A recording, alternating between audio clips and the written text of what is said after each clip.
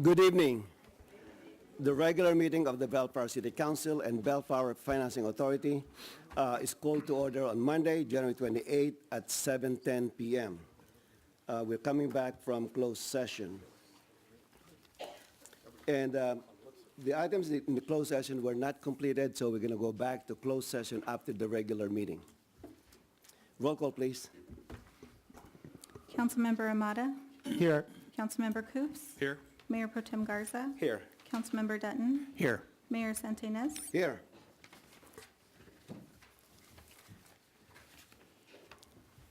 All right, tonight's invocation will be led by me. And the Pledge of Allegiance will be led by Jim De La Longa, the Director of Economic Development.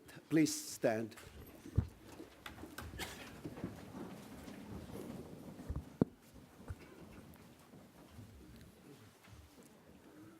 Heavenly Father, we thank you for your goodness. We thank you for all your blessings given upon us. We thank you for the gift of life, the gift of love, the gift of community. We thank you for giving us wonderful staff. We thank you for giving us the military and first responders so that as they keep us safe. As we gather today, please guide us and enlighten us. And please keep those who are homeless, hungry, unemployed. Please comfort them and give them the blessings that they need. And especially tonight, please keep the victims of the bombing in the southern Philippines, as the church was bombed sometime today. There are about 20 victims. So please comfort them and give them the healing that they deserve. And as we gather today to discuss the items before us, please enlighten us, guide us, and give us the wisdom to decide what is best for our city. We ask all this in your name. Amen. Mayor.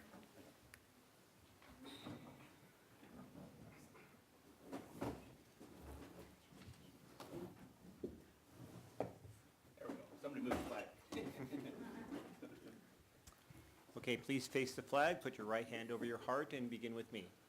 I pledge allegiance to the flag of the United States of America and to the republic for which stands one nation under God, indivisible, with liberty and justice for all.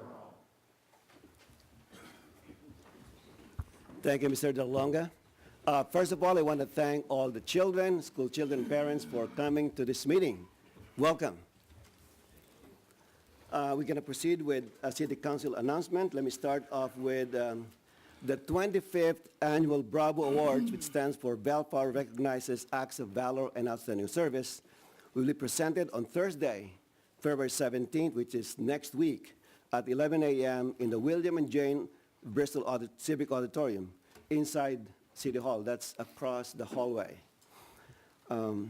And of course, City Hall is located at 16600 Civic Center Drive in Bellflower. Special guests include LA County Supervisor of the 4th District, Janice Han, LA County Sheriff, our new Sheriff, Alex Villanueva, LA County Fire Chief Deputy David Richardson Jr. We're also welcoming back Alicia Del Valle from NBC's Today in LA as the host of the event. Jim Abbott, a Major League Baseball pitcher with the Los Angeles Angels and New York Yankees, among other teams, will serve as the keynote speaker. The event is free and open to all, so please join us for this wonderful event. Mayor Pro Tem Garza. Thank you, Mr. Mayor. Congresswoman Lucio Royba Allard's student art competition is now open. The competition is open to students in grades 9 through 12 residing in the 40th Congressional District. The competition's winning entry is placed on display in the U.S. Capitol for 1 year. The first place winner will be awarded a $1,000 scholarship and a trip to Washington, D.C., where they will attend the unveiling of his or her work in the U.S. Capitol. Runner-ups and honorable mentions are also eligible to win scholarships. For further information, please call her district office at area code 323-721-8790 or email at, and I'm going to spell this, it's Kimberly, Kimberlee dot Tachiki, it's TACHIKI, at mail.house.gov. And also a friendly ad that our city is actually represented by 2 congressional districts. So there's a portion of our city that is not a part of the 40th congressional district. So for those students that are interested in this contest, I absolutely recommend going into the Congresswoman's website. And again, that's Congresswoman Lucille Roybal Allard's website, to ensure that you actually reside within our district if you're interested in this contest. Thank you, Mr. Mayor. Thank you, Mr. Garza. Councilmember Ray Dutton. Thank you. Thank you, Mayor. Valet service will soon begin here and available in downtown Bellflower. As new business opens in downtown, we need more parking. The city has been exploring ways to improve our downtown parking experience and is permitted the public valet service in the city parking lot located east of Bellflower Boulevard between Oak and Belmont. And that would be the portion of the parking lot that's kind of behind Steelcraft, the future site of Steelcraft. In addition, the valet service, new 2-hour parking signs have been installed. Cedars Valet is currently scheduled to begin Friday, February 1st to provide the valet service on Friday and Saturday evenings from 4 p.m. to 12 a.m. For more information, you can call the city at 804-1422, and that'll be extension 2010. And if you haven't noticed, there is a parking problem downtown finally after several decades, and we're addressing it in every way we can. Thank you, Mayor. Thank you, Mr. Dunn. Councilmember Dan Coops. Thank you, Mr. Mayor.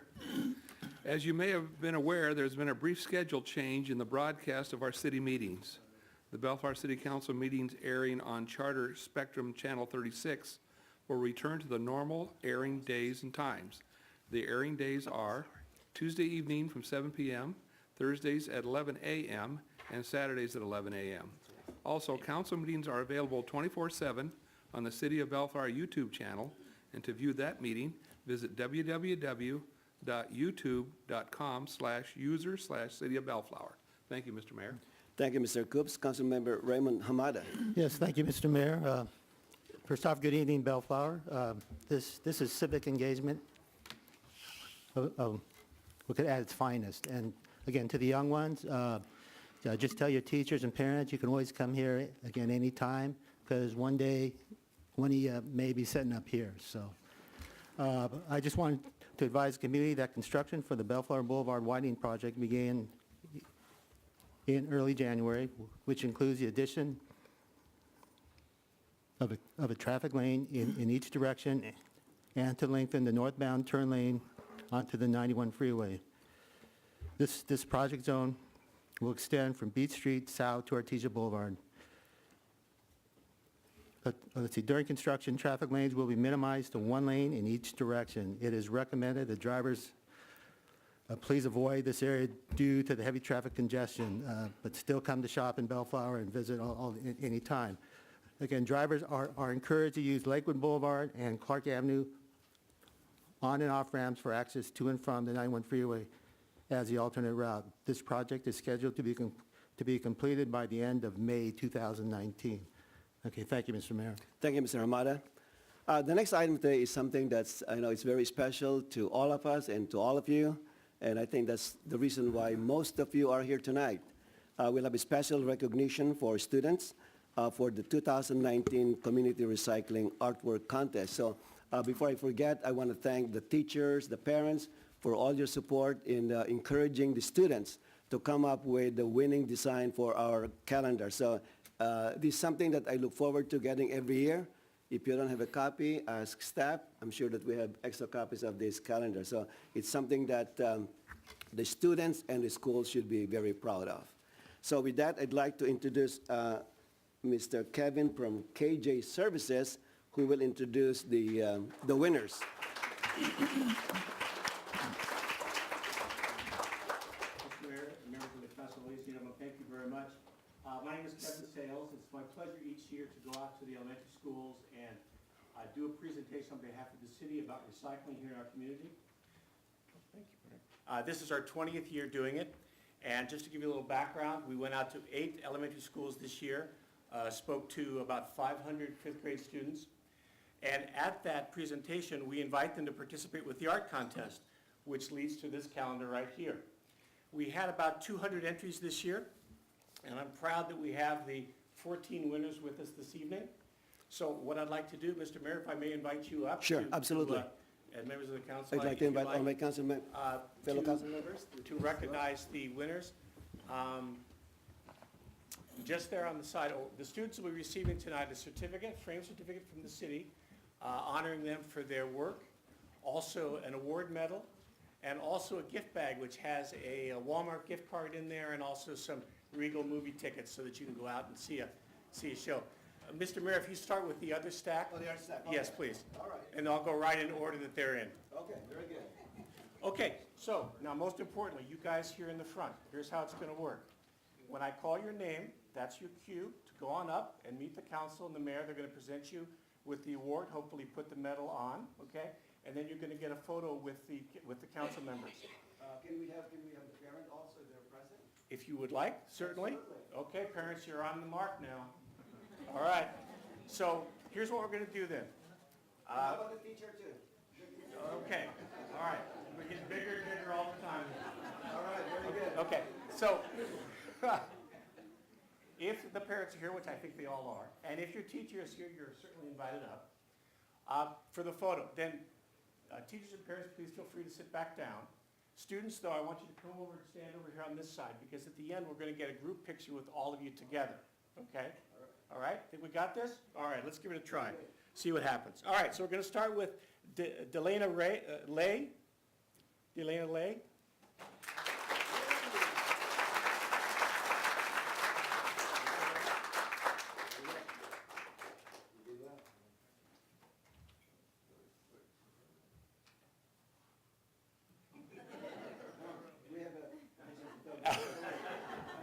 Okay, parents, you can't sneak out now. There you go. All right, very good.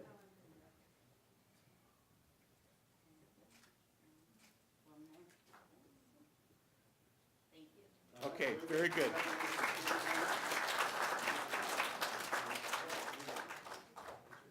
Okay, next is going to be Penelope Salazar.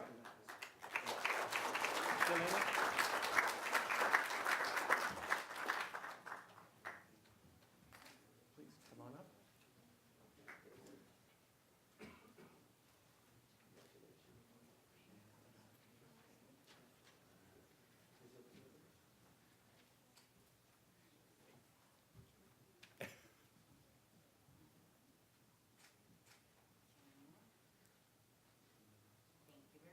Very good.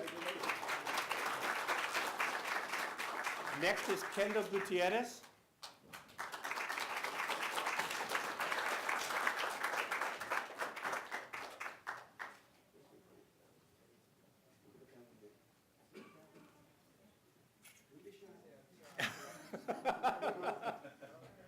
Okay. You got it there? Just one, thank you so much.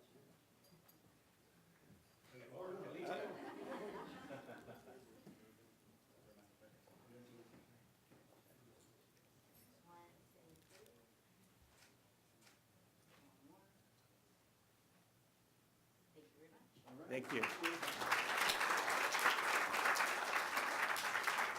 Mete Esparza.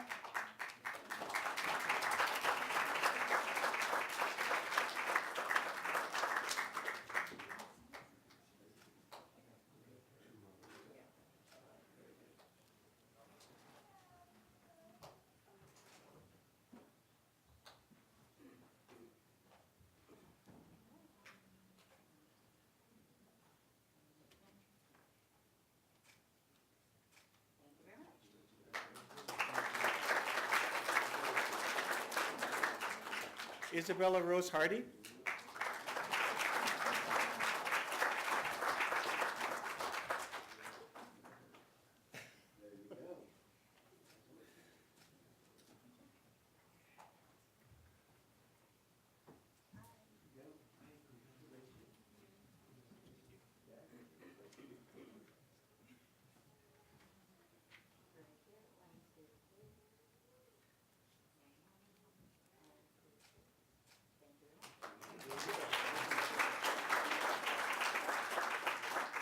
Next is Sebastian Brooks.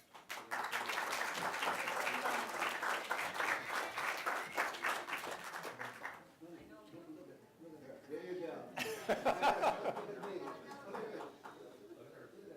There you go.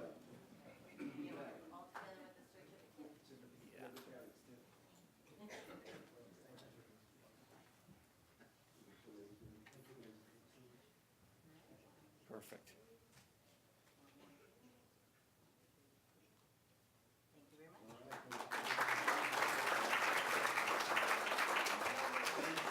Next is Tatiana Abdullah.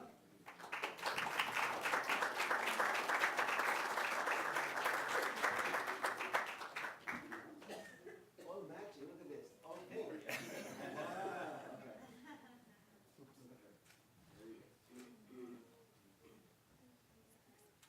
Lord, guys, you're on the spot now. Don't be shy. All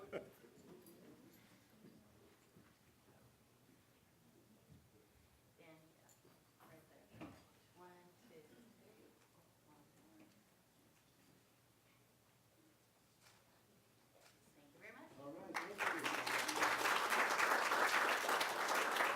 Next student is Michelle Hill.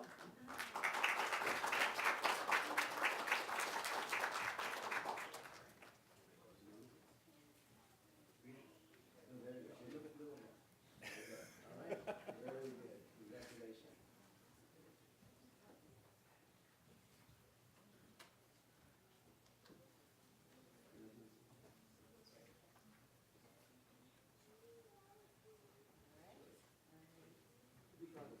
There you go.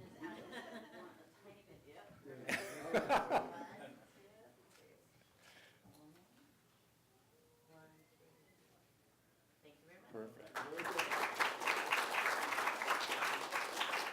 Sydney Kenyatta.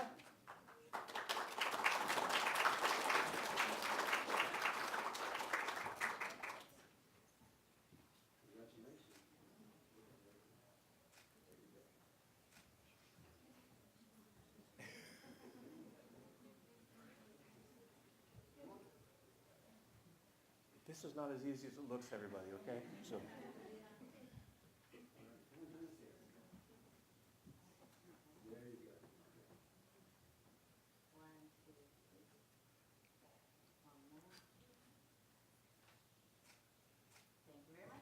Good job. Baby Moss.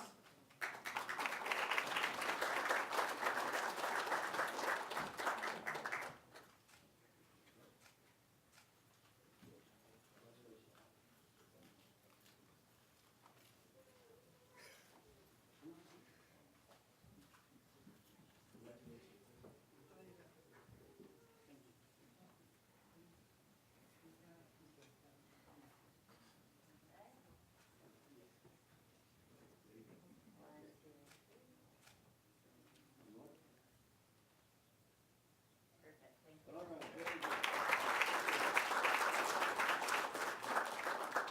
Lucas Gonzalez.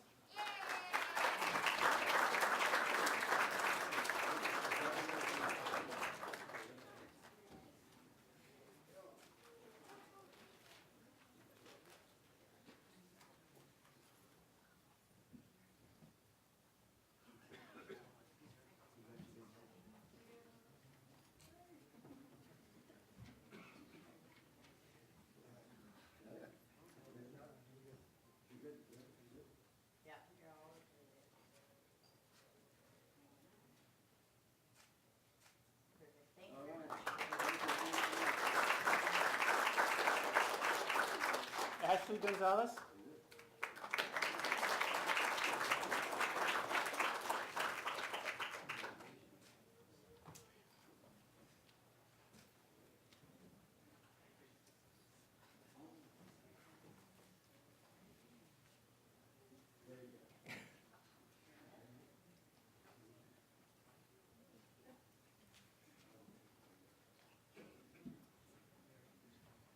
Oh, we found come on.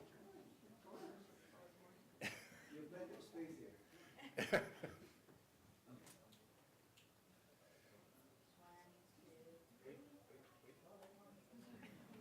Get it back further.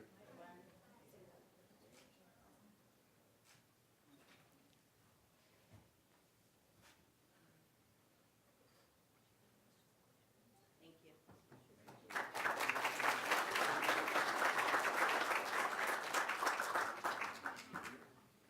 you. Next is Bella Faustino.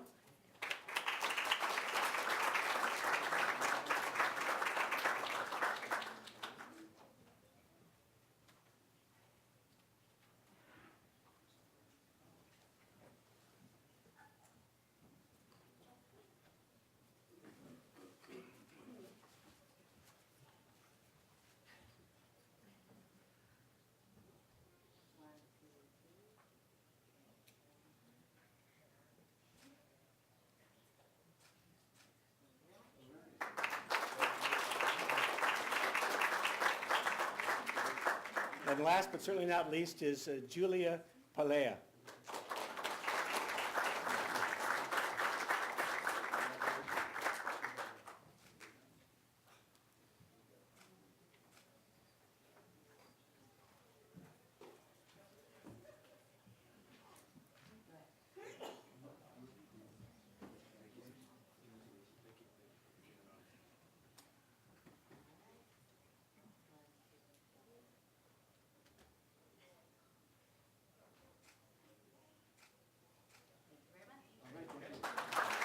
Can you do one with the group? Okay. Well, you stay right there. I'm going to... Oh, I'm sorry.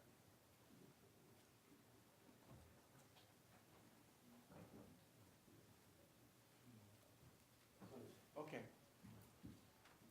Okay, guys, so what we're going to do is we're going to do a group shot. Okay, so all of you guys, we're going to go to where you stood before, but we're going to do 2 lines. All right? So if you feel you're taller, I want you to stand in the back. All right? Come on. This is the hardest part. Okay, all right. So move down a little bit, scoot down. We got to get 7 on one row and 7 on the other. Okay.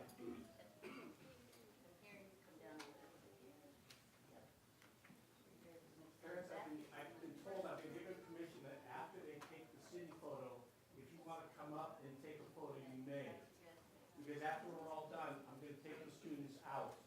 And you can stay for the whole meeting if you want, or you can leave.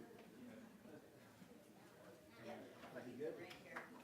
Go right behind us then. There you go. All right. All right.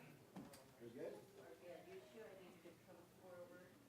Yeah. Oh, we got to stand up on that. Yeah, we got it. Okay. You two, can you swap?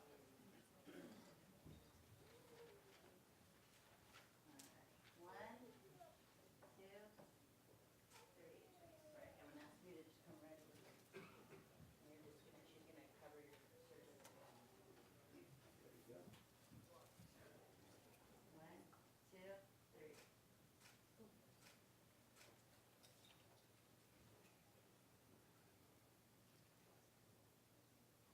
Thank you, guys. If you guys could hold right there, if it's all right, Mr. Mayor, just if parents want to come and get a group shot. Okay, guys, this is your chance.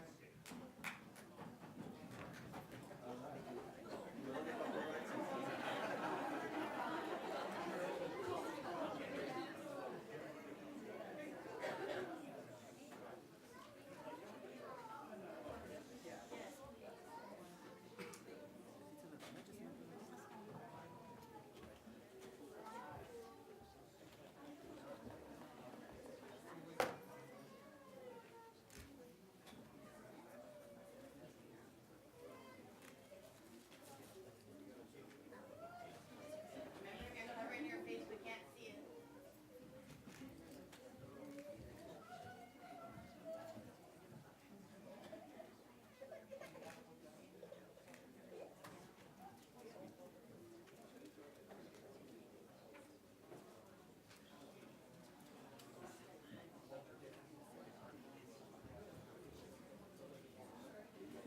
Okay, looks like we got everybody. Mayor and council, thank you. Students, if you'll come with me, thank you very much.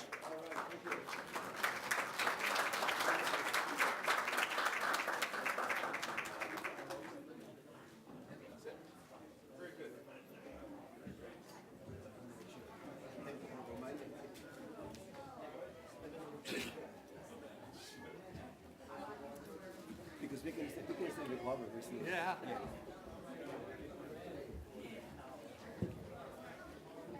We lost your audience here. Right.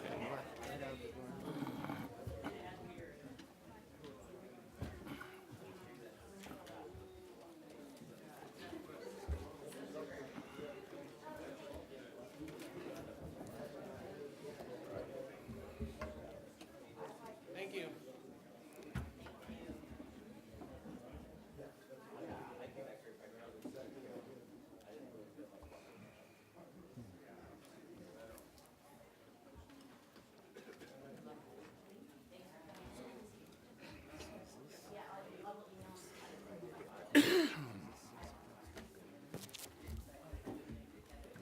Million. Oh, 6.25, 6,250,000, is how I would read it, yeah. That's how I'd read it. Wayne, we missed you. I wish it was a bit. If you're down, we can play. No, because it would be, yeah. Yeah, no. We're gonna put all the dirt on your front yard.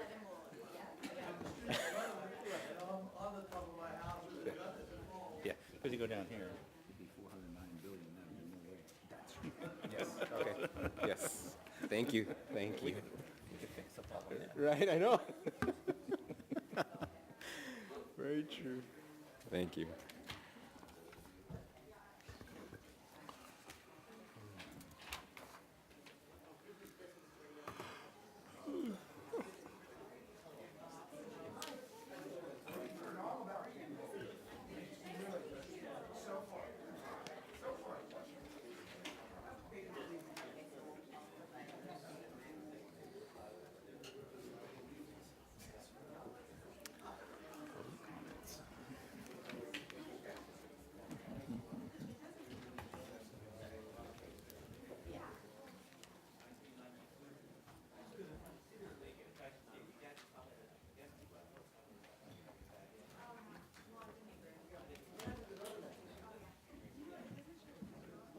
All right.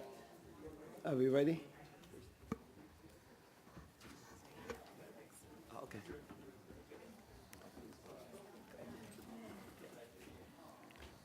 All right, once again, thank you to all the parents, the teachers, and the students for participating in this community recycling awareness calendar competition. So it was a great presentation to all the students for tonight.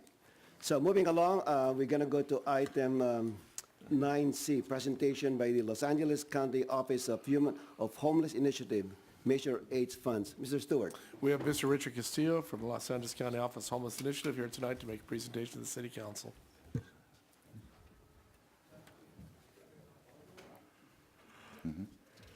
Council members, Mayor, good evening.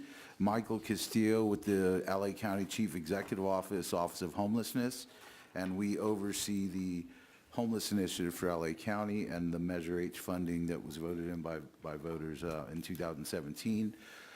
So I was asked to come tonight and present an overview on the initiative, and I also have some more recent information to share. So I'll just go right ahead and get into the presentation. So the homeless crisis in LA County is pretty severe, probably the largest in the country, with 53,000 people experiencing homelessness on any given night in calendar year 2018. As you know, last week the 2019 homeless count was completed, and we expect those data probably in a few months. Of the 5,300, 75% of the county's homeless population is unsheltered. That's by far the greatest percentage of that population county across the country. In the metro area of Los Angeles, in 2015, 57% of renters were cost burdened, i.e. paying more than 30% income for housing. And 31% of renters were severely cost burdened, paying more than 50%. And how that applies countywide is, the numbers may not be as big in our smaller jurisdictions, but the bottom line is this is an indicator of what the cost is for regular affordable housing versus what our homeless neighbors are able to pay or can pay in relation to housing. Can I ask you a question before you move on? Sure. Just right quick. On that second bullet point, just for the just for the pleasure of the viewing public today, can you share what unsheltered is? What's the Sure. definition of unsheltered? Sure, for us, unsheltered means someone essentially living on the streets or in short-term shelter. You know, with the beauty of Measure H funding is that we have no ties to any federal or state sort of mandates. And so in our eyes, if someone's in a shelter, they're still homeless, right? But for the count purposes, the count is looking at folks actually on the street. They don't go into shelters and count those folks. But for our office, we see folks in shelter still in need of assistance and being moved on into more permanent settings of affordable housing and treatment and those types of things to move them on in the continuum. Somebody in a motor home, is that considered unsheltered? Yes. Okay, perfect. Thank you. You're welcome. Oh, just a follow-up. How about the people on transitional housing program? Transitional housing is different. We see those folks on not being street homeless, and given the robust sort of transitional housing that we're creating under Measure H, it's new. It's, when I say more robust, there's more case management, there's more intensive employment sort of training, SUDs, so substance use disorder programs for them, really intensive case management. We use a harm reduction model in our transitional housing facilities, which means, you know, back in the day, if someone came into knocking on a door of a transitional housing facility, if they smelled of alcohol or maybe, you know, on drugs, they weren't allowed to come in. Right. We use a harm reduction model. If that person's in that condition, but they're behaving, we bring them inside, because it does no good to show them the street again and then allow them continue the spiral. So as long as they're willing to behave when they come in and agree to work towards sobriety and work towards being able to be employed or work towards SSI benefits, we will allow someone to come into our transitional housing. I see. Okay, thank you. You're welcome. So this next slide is essentially just a graphic that shows the uptick of homelessness over the last sort of, 8 years. The one exciting thing was in 2017 to 2018, it went down by about 2,500 folks. Not sure what the numbers are going to show in a couple months. We may see another uptick. But we're prepared to address that and continue to address the street homeless issue in LA County. So this chart shows the 2018 total homeless population by service planning area, and of interest, of course, to this council and mayor is SPA 7. It says East LA County. I've been arguing for years that that should say East County, not East LA County, but hey, that's just my thing. But the share of the homeless population in SPA 7 is 9% of the total county population. So on any given night, 9% of the folks homeless that are on the streets of LA County are here in SPA 7. SPA 7 is a pretty large region. The only other bigger region than SPA 7 is the San Gabriel Valley, SPA 3, which has a few more cities than the Gateway Cities area does. So it's a large region. Given that, the number isn't that great, but that number needs to be zero as far as we're concerned at the Homeless Initiative. So this next slide is kind of just a historical overview on how we got here. The Homeless Initiative, the office I work for, was launched on August 17th of 2015.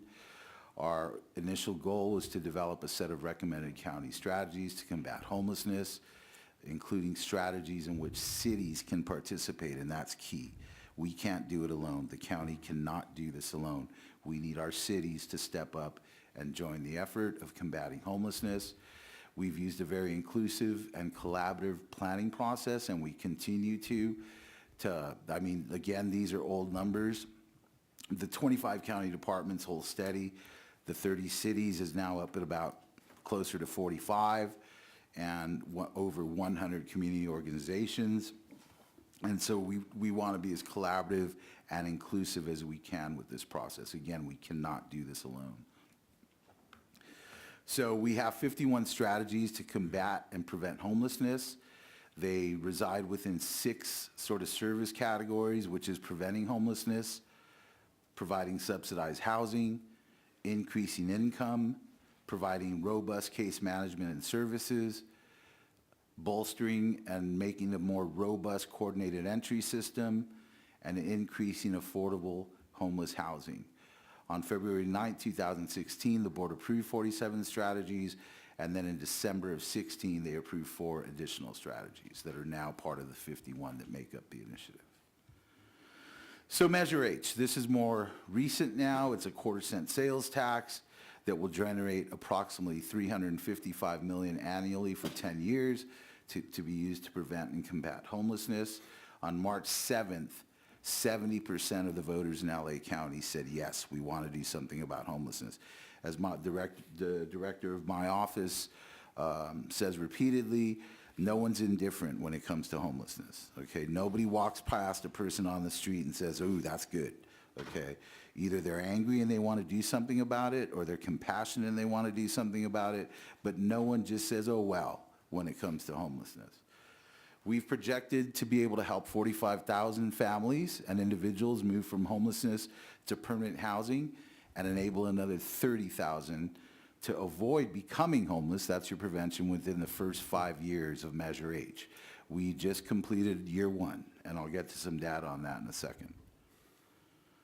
So the flow of Measure H funds, okay? So revenue from Measure H flows from the county departments and lead agencies into communities countywide.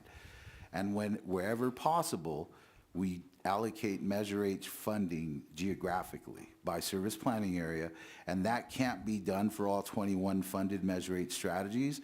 An example of where it can't be done is the growth of our shelter system.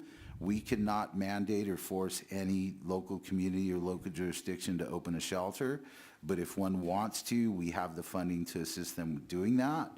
A strategy whereby funding is dispersed geographically is our outreach, our countywide outreach and engagement strategy, where we take a look at the homeless count and we assign outreach teams and multidisciplinary teams to a specific SPA.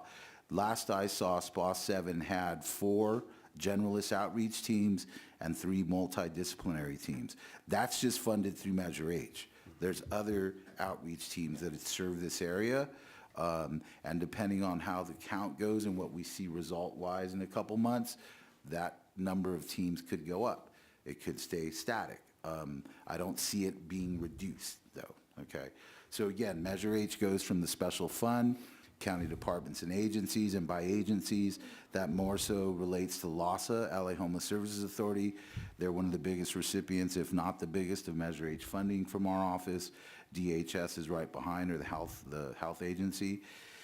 And then from there, it moves to community-based providers and other entities in the geographic area of the county. So here's some year 1 key, and this is where I want to kind of switch to this other document that, unfortunately, this information that we're going to project now wasn't shared with me until about 3:30 this afternoon, so it did not make my PowerPoint. But the first slide I had up showed the first year of Measure H funding. This is a 15-month report card, is what we call this. And in the first 15 months of Measure H, we've moved 4,165 clients were linked to new intensive case management services for permanent supportive housing, with 1,717 clients receiving federal rental subsidies and 1,604 clients receiving local rental subsidies. We've had 9,635 homeless families and individuals secure permanent housing due specifically to Measure H funding. So I take you back to that 45,000 number. Mm-hmm. If we keep this going and can step it up even a little more year by year, we will hit that 45,000 mark in the first 5 years of Measure H. We've been able to create 1,500 new jobs in the homeless services delivery system. They've been filled across the county region, and this is a huge achievement to build capacity among providers. Imagine 1,500 employees have been onboarded in 15 months. It was a heavy lift. We're still onboarding new staff, and a lot of these 1,500 are formerly homeless folks, okay, that are working with outreach teams and doing other jobs in the homeless service arena. More than 350 Measure H funded outreach workers, including members of 36 multidisciplinary outreach teams, are now working across the county. That goes back to that breakdown I gave a minute ago about that. So Countywide Benefits Enrollment Services Team, CBEST is the acronym for this, have helped 8,400, 8,500 disabled individuals with applications for SSI or Veterans Disability Benefits. This is so important because these folks with the small assistance, a small subsidy, will now be able to find their own homes and be able to live and be able to afford an affordable housing unit, whereas before many of these folks were on the street. 18,714 people have entered crisis, bridge, and interim housing funded in whole or in part with Measure H. So that's almost 20,000 folks that we've been able to get into the system, and we're moving them along, trying to make them permanently housed. So now, with that, we will go back to the slides. So here's 18-19, what we're doing with Measure H funding. So on May 15, 2018, the Board of Supervisors allocated $402 million in Measure H funding for fiscal year 18-19. $17 million was put into the prevention bucket, $30 million into outreach, $49 million into permanent supportive housing, $73 million into rapid rehousing. That's very important. That's a family, that's an individual who's fallen off into homelessness for whatever reason, got sick, lost their job, got fired because the company closed down, but they're re-employable, they're able to get work again. $73 million was put into the effort of making sure folks who are newly homeless can be rehoused immediately.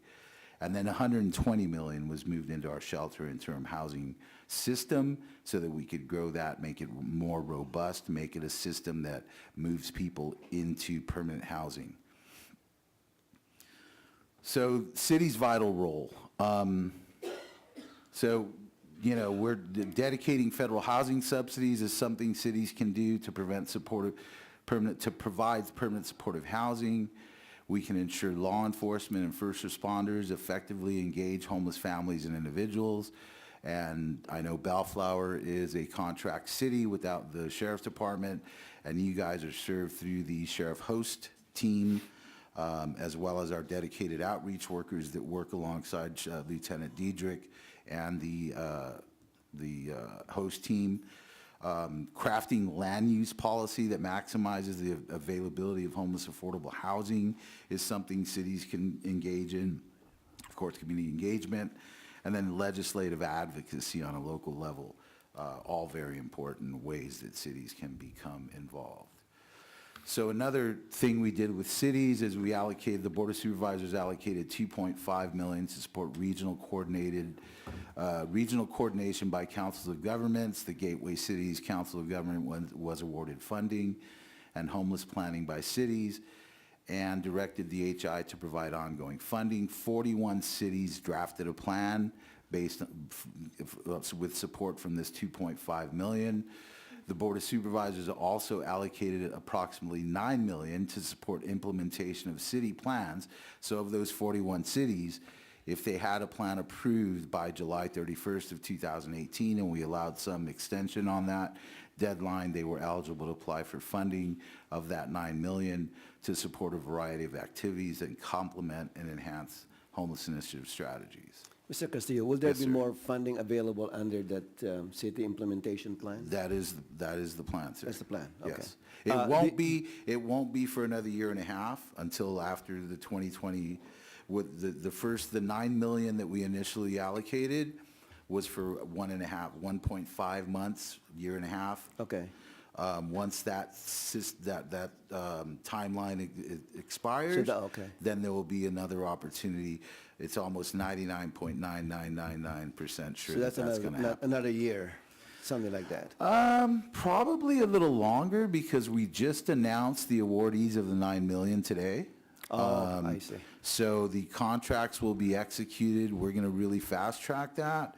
And the hope is that these contracts would be executed within the next 6 weeks, 6 to 8 weeks. And then I think the time will, the clock will start ticking at that point. But who knows? I mean, if the board says 1.5 years, then that's what we'll do. So it could be quicker. All right, thank you. And you're welcome. And this slide just kind of shows some sort of local sort of community engagement activities that we've been a part of to help promote, you know, moving people off the streets and getting people housed. And of course, you know, again, we can't hammer this home enough, but homelessness is a regional problem that can only be effectively addressed with a commitment to action by counties, cities, community providers, business community, faith organizations, and individuals across the county. And before I move to Q&A, I did want to give you guys a couple of, so in your packet today should be a chart that shows the funding allocations for the first 2 years of Measure H, and also what our tentative numbers are for 1920. And we've started the process already for the 1920 funding, revenue funding process. So just to give you a few dates, key dates on that, in October of 2018, we convened a webinar and a providers conference where we presented the tentative Measure H funding allocations for 1920, and we received input and feedback from the community and community-based providers on what's working and what's not. In October, November, we convened a series of listening sessions across the county, one in each SPA, where we presented on tentative Measure H funding recommendations for fiscal year 1920, and then allowed attendees, or asked attendees, allowed is probably not the right word, to vote on how funding should be allocated over the 6 key funding areas, and to provide comments on the funding allocations. And we take that stuff very seriously as we move forward, putting the funding recommendations together for the board's consideration. In January, myself and my colleagues compiled and reviewed the 19 funding requests submitted for Measure H by our lead agencies in preparation for the initial Measure H funding allocation process meeting, which took place last week on January 23rd. 3 additional meetings will be convened with the HI lead agencies between now and April 2nd, 2019. March 3rd, 2019, the final draft funding recommendations will be made public on the Homeless Initiative website. The public will have an opportunity to submit comments on the recommendations through March 20th, 2019.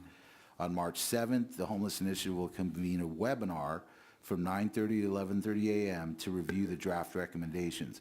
So what's posted on the 3rd, we will convene a webinar on the 7th to talk about those with anybody who's interested, a city government employee, a city council member, a mayor, service provider, whoever wants in is welcome to join that webinar.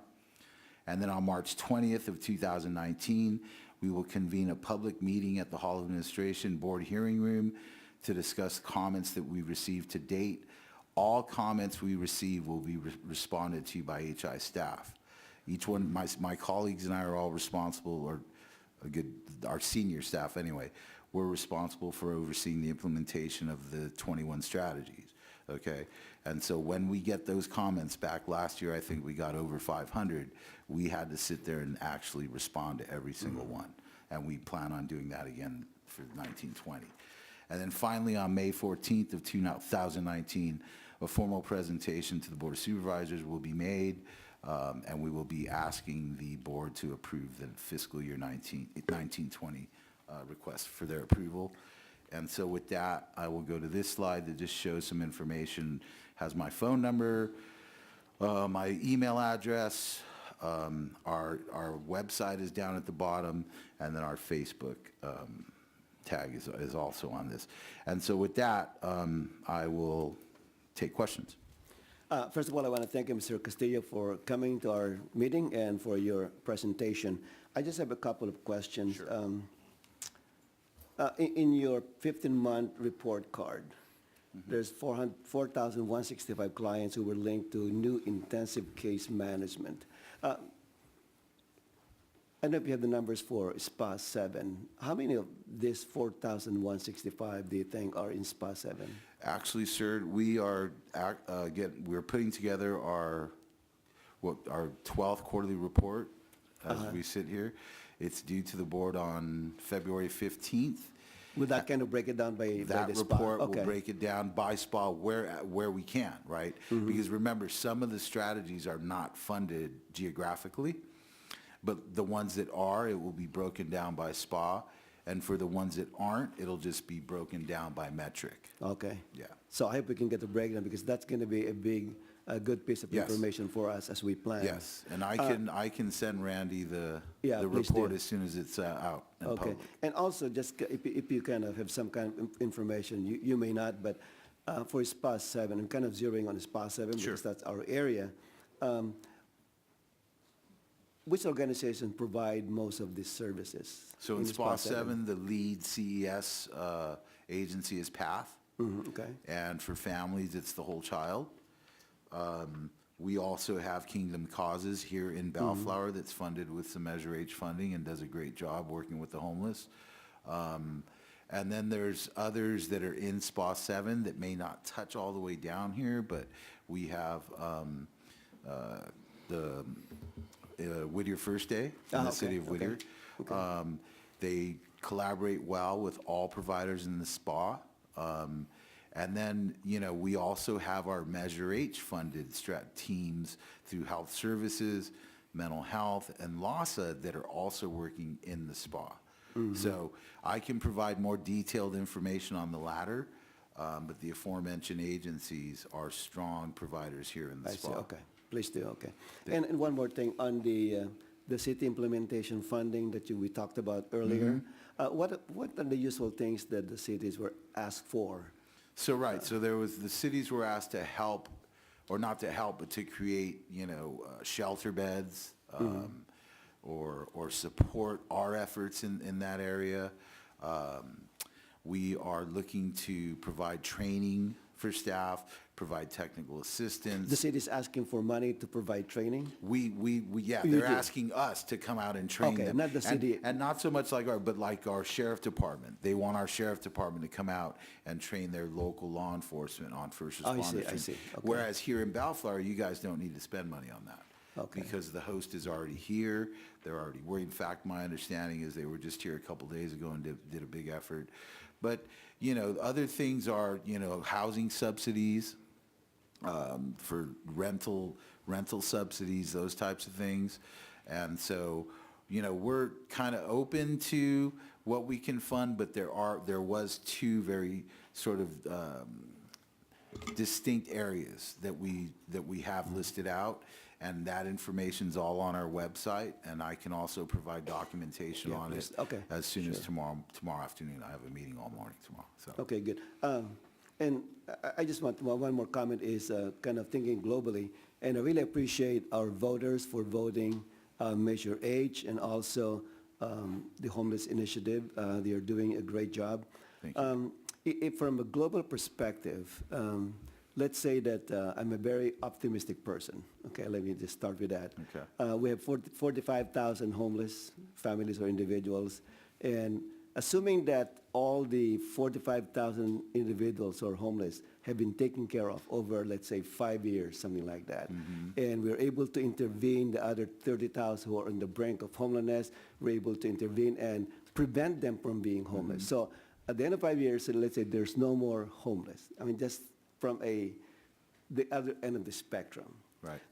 So I'm curious to find out, what is the county's strategy Right. in terms of, because now we are very successful. I mean, it becomes a model in the country, in the state, LA County's strategy. So what would prevent other states, other counties now from sending their homeless to LA County?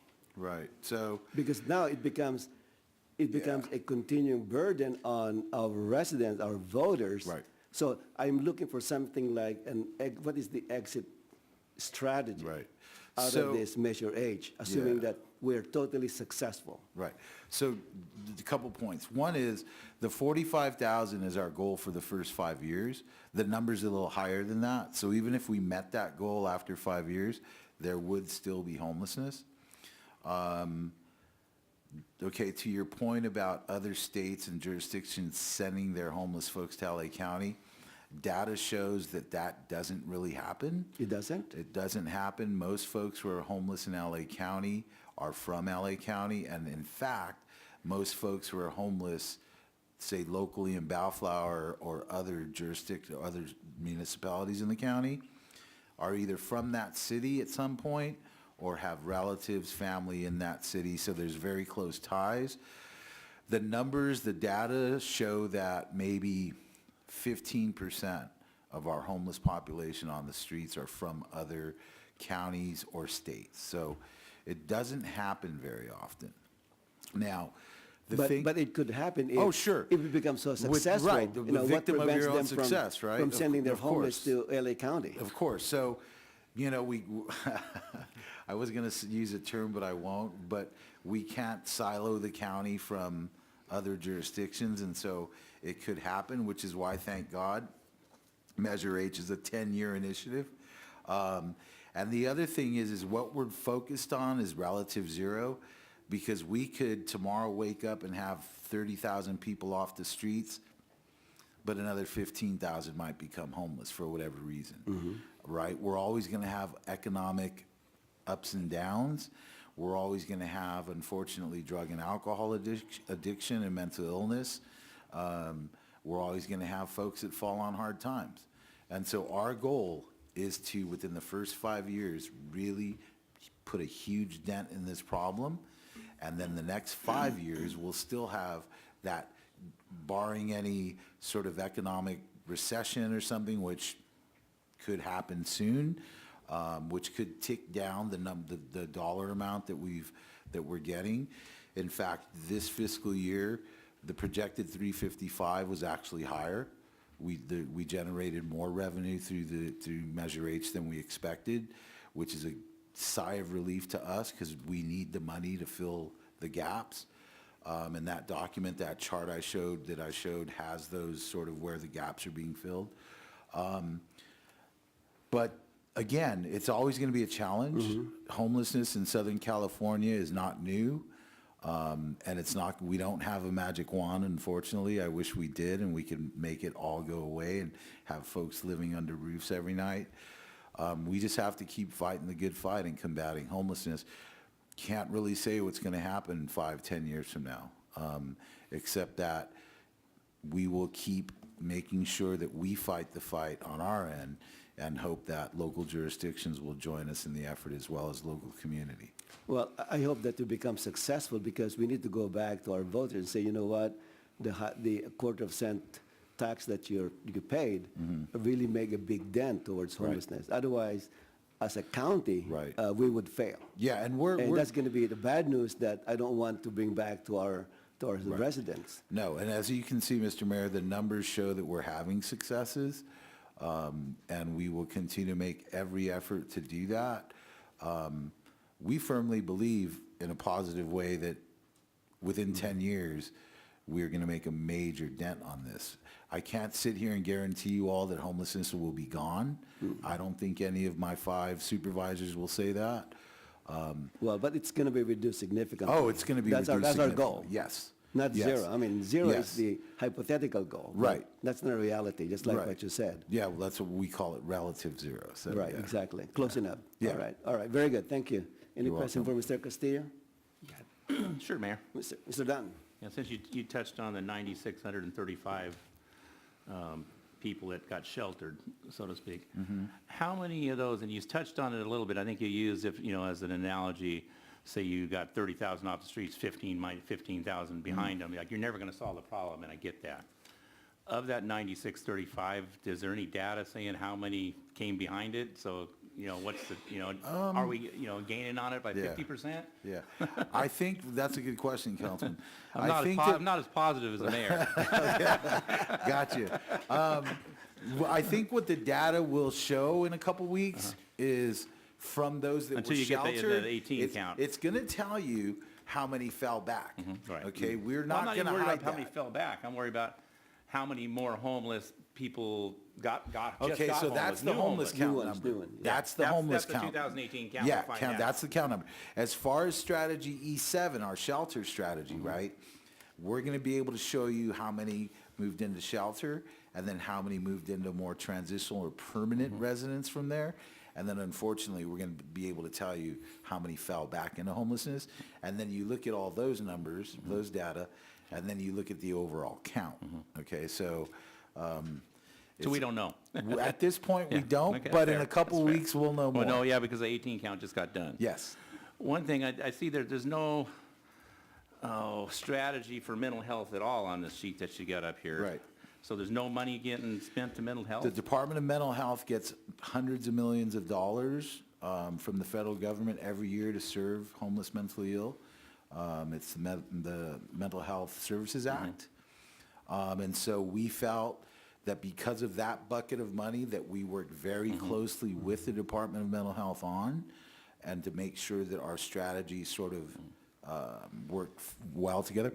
So that's why you're not going to see very much Measure H money dedicated solely to mental illness. However, very expensive outreach teams, multidisciplinary teams that run about $500,000 a year. Each one of those 37 teams has a mental health expert that we fund to be out on our streets every day in engaging with folks. Is that something that can be tracked? I mean, if you're sourcing them out to, the state's mental health, whatever, you have to know that it's a homeless person Yeah. because there's a lot of them out there. Yeah, it's And actually. they don't want to Sorry. be housed, and is there a way to, the mental health system to put them in there and track them? So yeah, the Department of Mental Health tracks them. And again, it's locally controlled money. There are some ties because it's federal money, right? And through the state. But the Mental Health Department funds tons of permanent housing for homeless people with mental illness. And so that's why, we don't do big set-asides through Measure H for that housing, because we're relying. In fact, you're not going to see a lot of permanent housing funded through Okay. the initiative because we use other sources of funding. Our funds are more so from case management, shelter, transitional housing, Right. those types of But services. I would think Measure A was housing. You just mentioned it, that mental health system houses a lot of them. Is it full? The mental health facilities? have to get back to you on that. You don't know, but We- see, Measure H doesn't address that, or I would think Measure H, that would be part of a solution or a housing issue to get the mental health people, if needed, to be housed in a state program. Right. That would be, that would definitely help the numbers. that Right, they're and showing we us. work very closely with the Department of Mental Health. They're one of our key agencies when I talked about. But we're not tracking it and don't have. They are. no, Yeah, they but are. But Measure H Well- not. Well, because it's not Measure H funding, right? We have a tough task tracking our own Measure H funding and what the outcomes. But can you track a homeless counted person that needs mental help? Sure. And as you refer them to mental health agency? Yes. That includes into your numbers? That's part of our data, yes. That's all I got, Mayor. Okay, thank you. I have a lot of questions, but I want to make sure. So you Yes, want Mr. to Mayor. warm up? Okay, all right. Yes, Mr. Mayor, thank you. Again, first off, Mr. Castillo, thank you for the update. Again, too, I do have a heart full of hope here on this, and what I would like to know is, do you again, have a count of those contacted that just don't want it, just don't want to be, just want to be out on their own? Right. And then just maybe give us all a sort of timing on like individuals. I mean, there's follow-up, Right. yes. Yeah. And it could take maybe, could take a few weeks, could take months, it could take years, I've been Yes. told, so. Yes. So, yeah, we do, through strategy E6, our countywide outreach and engagement strategy, we do track how many individuals are contacted or engaged every quarter. And with the metrics within that strategy also tell us how many we've moved into services and what types of services, going back to Councilmember Dutton's point about going into mental health facilities. And so we track all that within that, within the metrics of or data for that strategy. As far as a projection of how long it takes, you just hit the nail right on the head. It could take a day, one engagement, or it could take years. There's people, unfortunately, that have been on our streets in the county for decades. Our goal is that they not die there, but people do die on the streets because of their exposure to the elements. Outreach and engagement is not a science. It's a lot of trust building. It's a lot of engagement. Do we find people at times who say, yes, I want to come inside right now? I get phone calls. My wife's a teacher in Paramount. There's homeless families that go to the school she teaches at. And of course, she calls me, right? And so my first move is to call the local agency and get a team out there now. So if I hear of any family or any of my colleagues hear of a family that's homeless, that's our number one priority, to get them out of their car, off the streets. They're probably what you would call low-hanging fruit. Our goal is to engage and work with the 5%ers. The 5%ers, if you go on our website and read our documentation, are the sickest, most chronically homeless folks in the county. So low-hanging fruit is nice, and to be able to, mark off all that. But when we start having a bigger impact with our 5%ers, that goes to the point about folks who've been out there for years. We want to close that gap, and we want to start seeing homelessness being, oh, I've only been on the streets a month. I've just been out for a week, I came out of jail, my family wouldn't let me back in. And we have programs to put those people into temporary housing and then move them into permanent. But unfortunately, as far as what it actually takes, it's a person by person, family by family. Our outreach workers have a tough task, and I know some of them are in the room tonight, and they do Lord's work. Unfortunately, it's difficult work. I've been out there on the streets with them, and there's no science to it.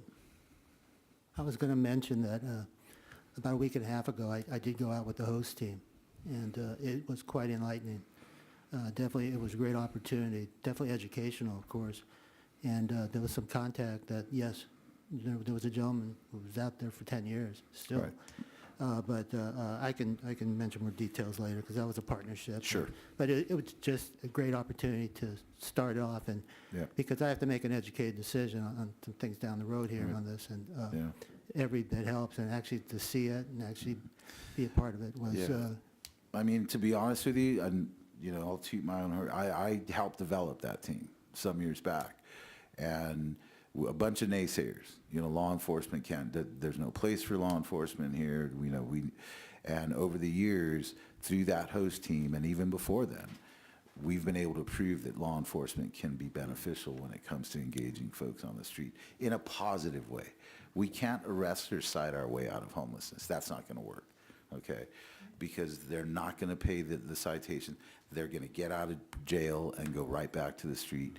What we'd rather do is have a team like Lieutenant Diedrich's team. He's the right man to fill that. He was. Yeah, I mean, I can't say enough about him. I appreciate him greatly.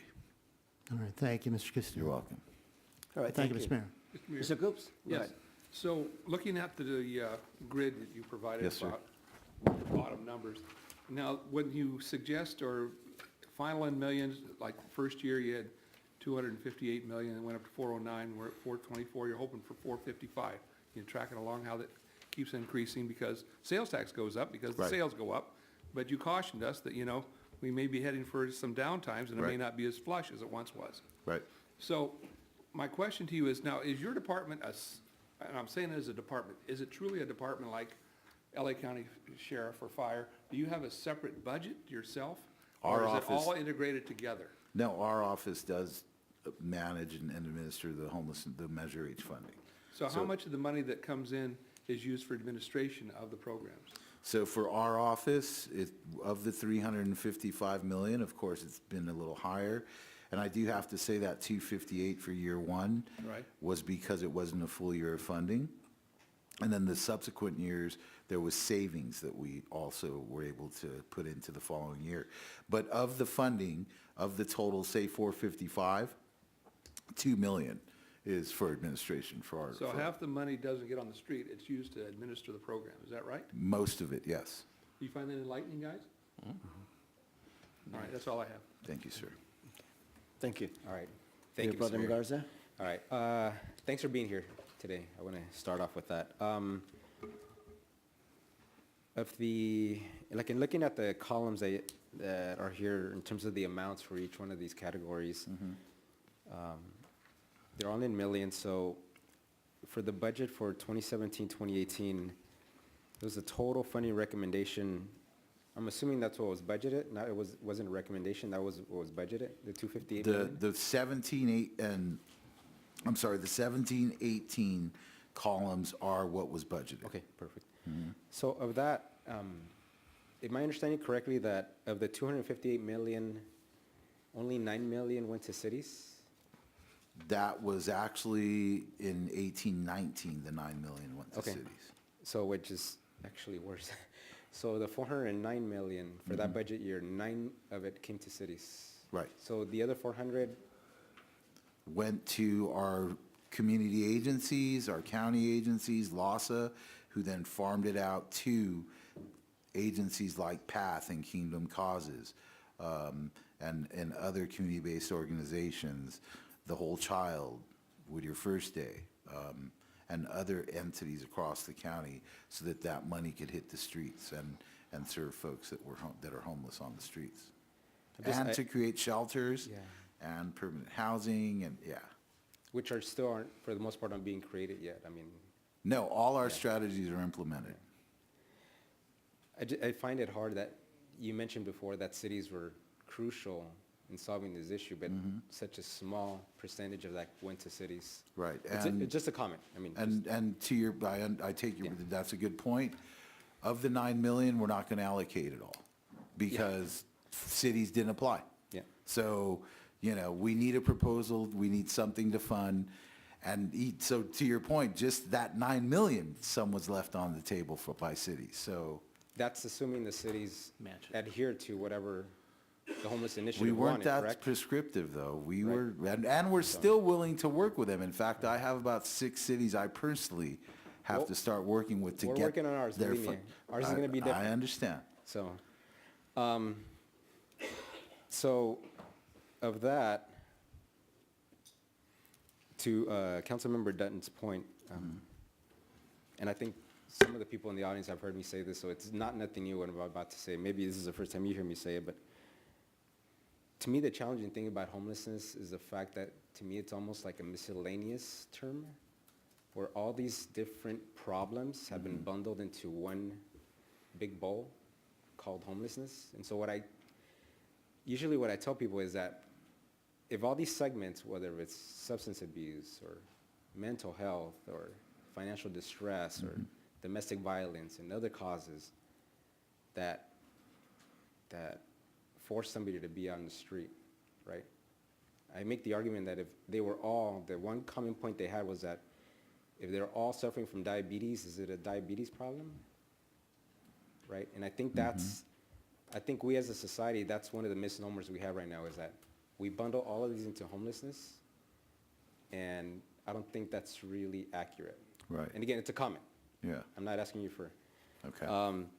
So to Councilmember Dutton's question is, when I see the budget, I see that the budget's underlying solution is housing. And the strategies that are here, some element of housing needs to be provided. The challenge I have is to his point, which is, I'm not sure that providing a house to somebody that is suffering from substance abuse is going to solve his or her problem. Right? And I think the public, we as a public, our voters, when we voted for this, we expected that by us contributing and stepping up. Frankly, when I went to Sacramento 2 years ago, and Sacramento was pitching on me saying, well, what are you doing about it? And I said, well, our residents stepped up, and they actually enacted upon themselves Measure H. They're taxing themselves to solve this issue. And I think, unfortunately, the public has an expectation that when they're contributing to this, that it's going to solve the substance abuse issue, because a lot of the homelessness is caused by substance abuse, by mental abuse, mental health, domestic violence. So I think it's spending so much money, expecting that throwing money into housing is going to solve substance abuse and mental health. I think it's hard to swallow. Right. And I think we're setting the public up and our residents and our voters up for a disappointment at the end. So to your point, Councilmember, again, I have to underscore the fact that most Measure H money, there's only a small percentage of it that's being set aside for permanent supportive housing. We're using other funding streams for that. One of them being the Mental Health Services Act funding for housing. Department of Mental Health has a huge bucket in their Housing for Health program of funding to fund folks that are clients thereof. What we're focusing on is the very thing you're talking about. We want to get people well so that they can then move on to permanent housing. Again, I'll go back to the model we use for our transitional programs and for our shelters, right? Which is harm reduction, low barrier housing. In that case, yes, we are trying to bring people in that are using, that are drinking, that, even something as simple as a pet, right? 10 years ago, most shelters, heck, 2 years ago, most shelters would not allow a person to come into the shelter with a pet. Our RFPs now inform people and demand that you have kennels so that folks can come in with their pet. It's believe it or not, it's one of the biggest barriers of people coming in and off the street to begin the continuum of someday, right? Someday being able to be permanently housed. And then we have all these other buckets from other funding streams, not Measure H, that we can use to permanently house folks. And I get the connection to the pets, believe me, when you're out there and the one connection you have, the one love that you have is a pet. Right. Right? I get that difficulty in disconnecting physically and emotionally, so I get that. The other thing that you mentioned that I completely in agreement with is in terms of the fact that a lot of the homeless actually are from the town that they're homeless in. Or nearby, yeah. Right? Or their families live in town. And to me, frankly, and I'm saying it in public, to me, it's a reflection also of the breakdown in the family unit, right? Where the family itself can't support that individual to the point where they're on the street. And now it becomes the public's challenge to fix, right? So I think for me, it's a reflection of that. Of the 4,165 clients that are in the report card, do we know how many of those were in the breakdown of those categories, like substance abuse, mental health? Because I see that they were linked to case management services, but one of the things that I've been bringing up lately, and I think you'll see a lot from Bellflower, is in terms of the need to know what's the root cause of that problem, right? Do we know it, or is that going to come out in the report card? Or? Yeah, so of that number, their data elements will be spread across the various strategies where they are sort of attaching themselves, again, to SUD services, mental health services, domestic violence treatment, and those various buckets. And our data do show, what types of services that number is using to then, or not, you may be using the wrong word, but have been connected to so that they can move along the continuum in the hopes of being permanently housed. So yes, we do keep data on everybody served through the initiative. Are we tracking how many actually, I think you asked it, recidivism, how many actually? Yes. So what's the percentage that you're seeing? I'd have to look at it. I know that. Maybe you can get that to us. I'm really Sure. interested to see. Sure, I can get you. Because it's one thing for there to be a metric that the metric of success is that they were linked to services, but if 90% of them are going back out on the street, I'm not sure that that's an accurate metric. You know what I mean? So, Councilmember, for our own good, we have to keep that metric. We have to know of the 4,000 people that we put into shelter this quarter, 700 of them went back to the streets. That's something we need to know to measure our own success. Correct. And where we need to focus and drill in on deeper. I can send tomorrow afternoon the data for quarter 11. But again, as I stated, on February 15th, we're going to have data through quarter 3, through December of 2018, which would be the first year and a half of Measure H. What the report card reflects is the first 12, 15 months, I think, of Measure H, whereas we're coming up on 18 months of data now. So, but I can get you guys what we have now, and then in a couple weeks, we'll have new data that shows where we are in the first year and a half. Yeah, I'm interested in that because I'm really, first of all, for the public's knowledge to know that what they're investing their money in, right? I think it's more than Sure. fair for them to know course. the programs that they're supporting with their money, whether it be effective or not. Yep. Right? Is it a wise investment? Yep. But at the same time, I think for, not to be parochial, but for Bellflower, as we're embarking on our plan, to figure out what strategies are working or not, so Right. that we can be even better stewards of our residents' Right. money, right? Because at the end of the day, a portion of it's going to be being spent out of Right. our funds and our residents' funds, so. And so to that point, I do want to really underscore the fact that through our countywide communications office within the chief executive office, we're pushing very hard to tell the story of what we're doing in a successful way. And we're not ashamed of showing where we've had people fall back off, right? But the point I'm making is this, is that the optics of what you see out on the streets may not reflect what we're doing and the folks we're moving off. So we're trying very hard, a big communications push so that folks in the communities of the county know that their money is being spent well. We just have to keep fighting the good fight. You know, it's interesting because that exact point was the conversation that I had earlier today in terms of, you know, ensuring that we're communicating, right? That we're telling that story that's accurate, so Right. that people understand what it is that, because otherwise, Yeah. What if they you're see. inside that shell, Yeah. you know what's going on, right? But the audience outside, like me, doesn't know. And Right. I'm almost done, Mr. Mayor.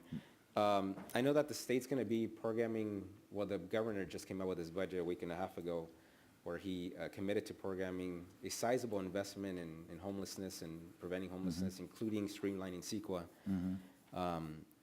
One of the things I haven't cleared up yet and I haven't had time to is, do you know if people apply for those funds, if municipalities, organizations apply, if that's going to be, does it have to go through the county or is it direct, do you know? So the funding, we just received $81 million from the state, and it was issued through LASA, okay? And so that 81 million is going to serve to fill some of the gaps that But I we think have. that's for LA, and that's not. No. LA has its own separate allocation. Okay. The county of LA, the continuum of LA, which is the city of LA, well, no, it doesn't include LA because they got a separate chunk of money, different bucket. But the other, there's 85 cities that will be served with the 81 million that the county received and is being funneled through LASA. And the reason I say because, well, 84, because the city of LA has their own bucket, the city of Long Beach received their own heat money, Glendale and Pasadena. They are they're continuum of care as well. And so they got their own money.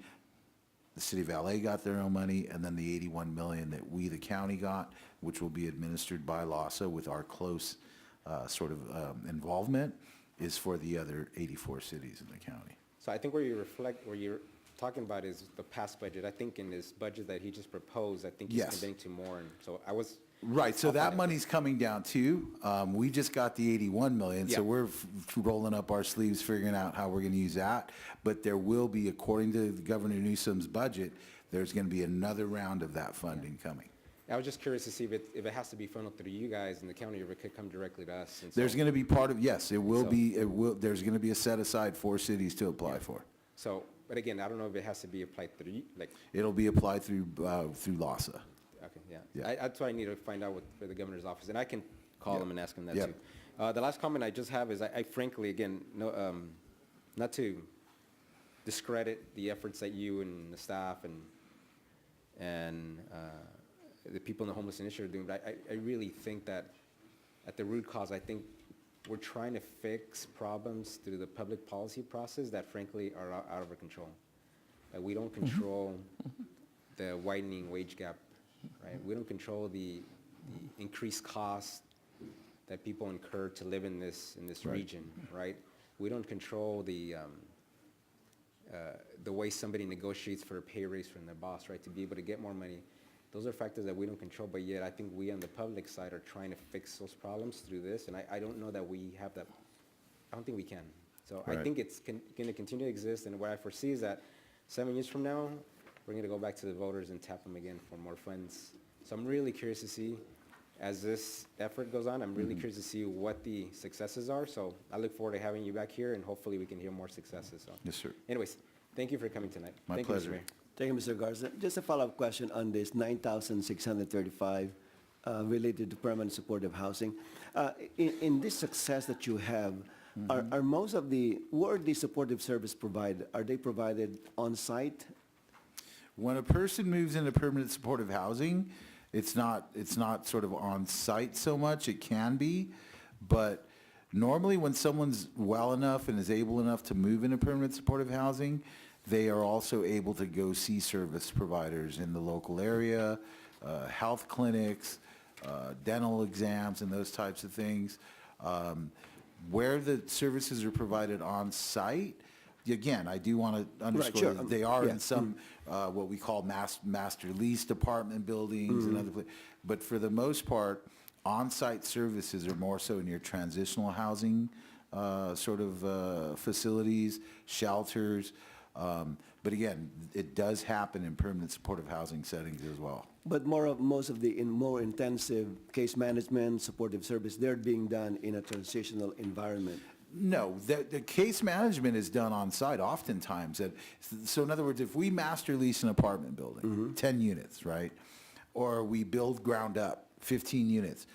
Oftentimes, especially with a ground up sort of endeavor, we like to put on the bottom floor area for service providers to come in and be there permanently, to be able to support the needs of the residents. So it goes, it's all different ways. Let me clarify that. So let's say in your example of 10 units of apartment.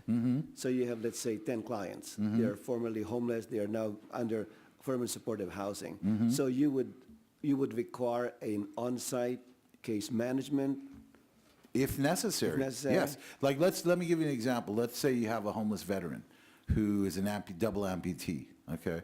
He or she is not going to have an easy way to get from point A to point B. So in a case like that, we would bring the case manager in to see he or she at their unit, possibly some mental health assistance, health assistance, whatever they need. But not living on site though. He or she will visit the veteran. No. It can be done on site. It depends on the need of the client. I'm sorry. Well, they do live, in some instances, they do live in In the facility. They're there all day long and into the evening. But in a lot of cases, you could have a client that is so sort of immobile and sick that, every so often, this provider will come and see them. Or they may not be on site, but they will provide services on site. So, but in that case, is it more cost effective to move that client to a facility where those services can be provided instead of being in a different environment wherein those services are not readily available? You mean move them into a different type of facility permanently? Permanently or long term?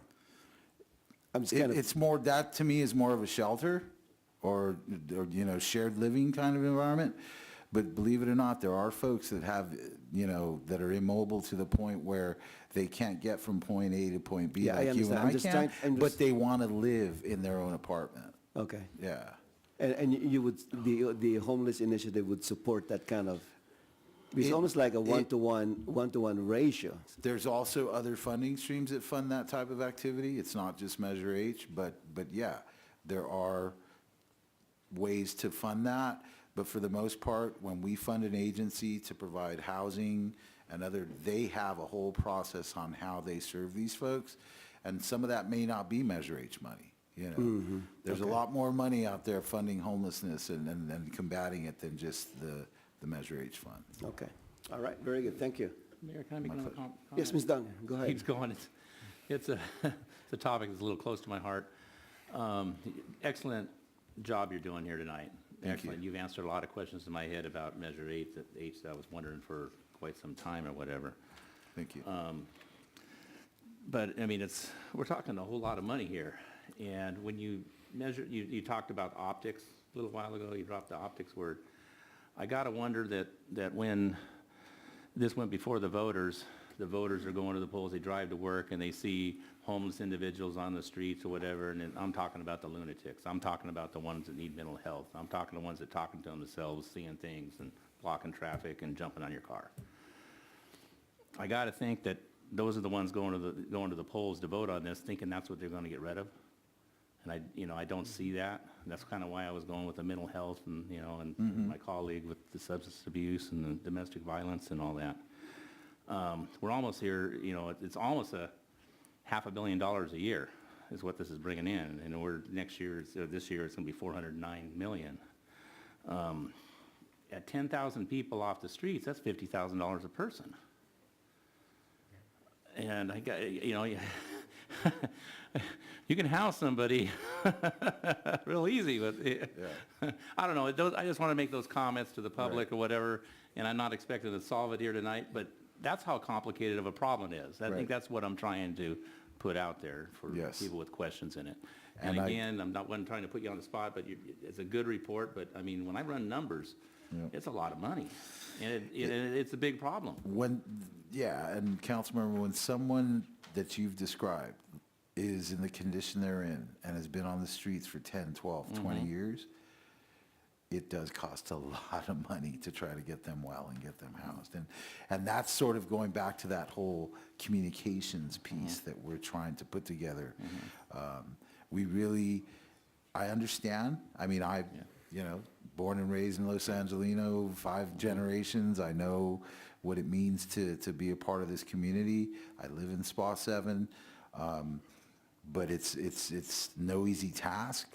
You're talking about someone who's very sick mentally and physically. Normally when they're jumping out in the streets like that, they have mental and health issues. And that 50,000, that's a real number. Yeah. So, when I like numbers, and that's kind of what I do. That's one of my quirks that I got about myself. But I mean, it's a whole lot of money. Yeah. And and I can tell you, it's not enough. No, exactly. I was just going to say this 355 a year. We have a gap of about 100 million. And so,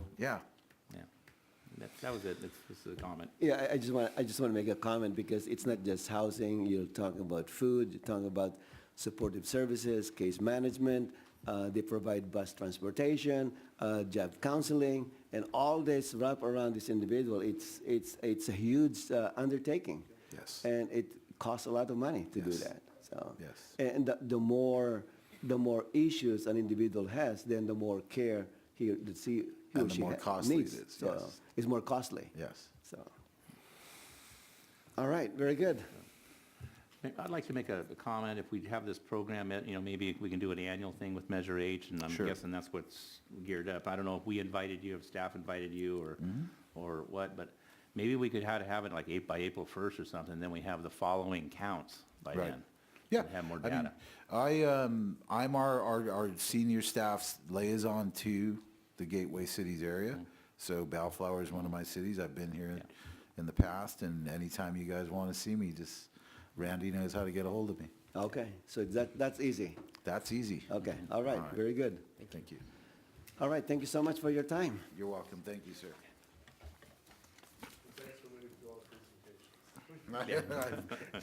Kids first, right? Yeah, I have a couple. All right, moving along. Item 11A, Mr. Stewart. You mean 10? We got to do public comments. Oh, in public comments. Okay, this is the time set aside for the public to address the city council on matters not listed on the agenda. Anyone wishing to address the city council should come to the podium, be recognized by the mayor, and state your name for the record.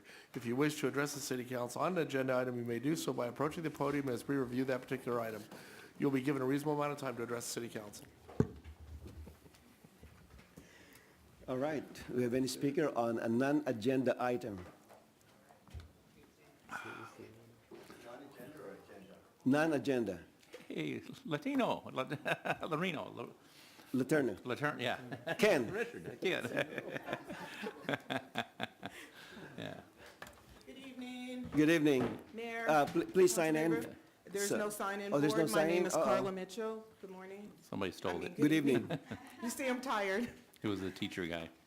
Picked it up with his stuff. All right. Go ahead, Carla. I have a couple announcements. The Bellflower Chamber of Commerce invites the community service clubs and our local businesses. We have a morning mingle tomorrow morning, Tuesday, 9 a.m. to 10.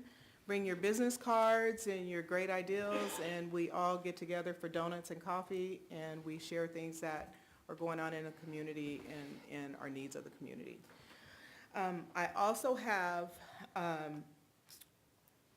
one of my officers, he's a fugitive recovery agent for Identity Match, and I just wanted to... Officers for our security company. Okay, all right. And I wanted him to come and share with you some things that are going on in the community as we talk about homelessness, as we talk about some of these things that are plaguing our community. We're out there at night. We're out there late night, and we see it hands-on. We're communicating with the homeless as well as the mental health and also the ones who are abusing drugs. And we had an encounter the other night as we were actually having a meeting in the parking lot outside of Calaveras. And I'm going to let Officer Nunez share with you what happened. Okay. I don't know if you want a copy of the report. This is our status report that has already been given to Joe Hoffman that we shared with him that night, and would also like to share it with you if you want a copy of it. We have more copies. How you guys doing? All right, please sign in and state your name for the record. My name is Antonio Nunez. I'm a fugitive investigator for California Fugitive Wardens, and I also work with... Can you speak on the microphone? Oh, there you go. Okay, I'm a fugitive investigator for California Fugitive Warrants, and I also work for Ms. Carla as Director of Security. So this incident happened, we were having a meeting, and due to the area, we kind of were familiar with what goes on around here and with the transients.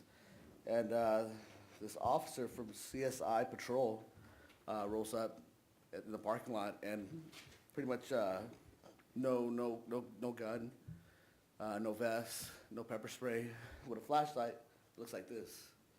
So, I mean, this is not something you want to go into a dark area, especially if you're making a patrol. You know what I mean? It's not light anything. So we're sitting there going through our meeting, and we hear someone yell. So a few other officers that were there went to see what's going on because, I mean, you know, wanted to assist. By us doing that, we're also trespassing because that's not our account. You know what I mean? So we go and we witness this transient going towards the officer, and I mean he can't protect himself because he doesn't have anything with him. You know what I mean? So I just wanted to bring that up because that's pretty dangerous to have somebody go in there unprepared, you know, basically, and untrained, you know.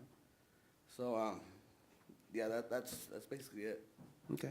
Yeah. All right. You know, well, let's look into that. Let me. Yeah, we'll look into do that. some more digging. Since This, we I have don't the think we have the report from complete you. story here. I'm gonna do some Yeah. digging into that one, and we'll do that. I'll get a report back to the council. on Okay, that. all right, thank you. What day was that? I'm sorry.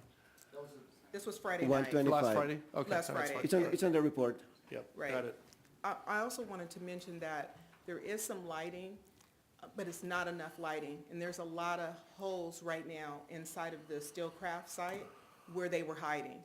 This gentleman said he was changing clothes there, then he said he was using the restroom, and then I felt the need to trespass with my officers to help this guy, because he was definitely by himself, and that is not a place for any of these guards to go in by themselves. I do want my guards to go home at night. Carla? So that's why this is important to me, being out here. And then the lighting over there, maybe we can, Lynn, maybe we can brighten it up. But I don't know how these LED lights go. They're brighter sometimes and then they dim at a certain hour. But we're out there till 1, 2 in the morning in the city of Bellflower, and there's no one out there that's really just out there having a good time. They're up to something. Okay. And it's just important that that we all still look out for each other. So I am my brother's keeper. I'm going to keep doing it. I provide and have provided free security in the city of Bellflower when there's been things going on, just to protect our clients and our client base.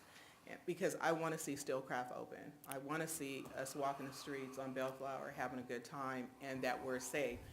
With the parking situation coming up in the valet parking, people are going to be walking more and further distances if they're parked on the other side of Bellflower Boulevard, correct?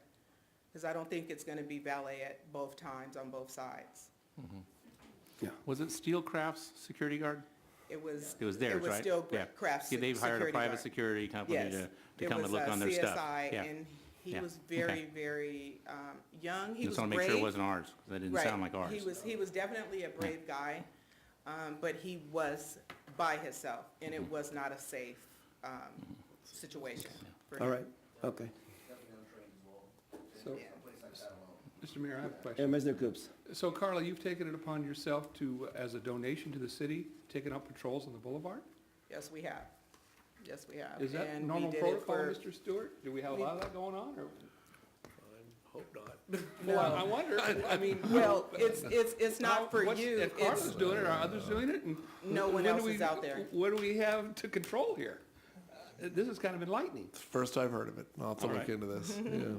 Well, you said client earlier, that was Calaveras was your client, right? Is your yes, client? and Yeah. yes, we have other clients, and so sometimes our guards are out there by themselves, and sometimes there are events that take place in this city.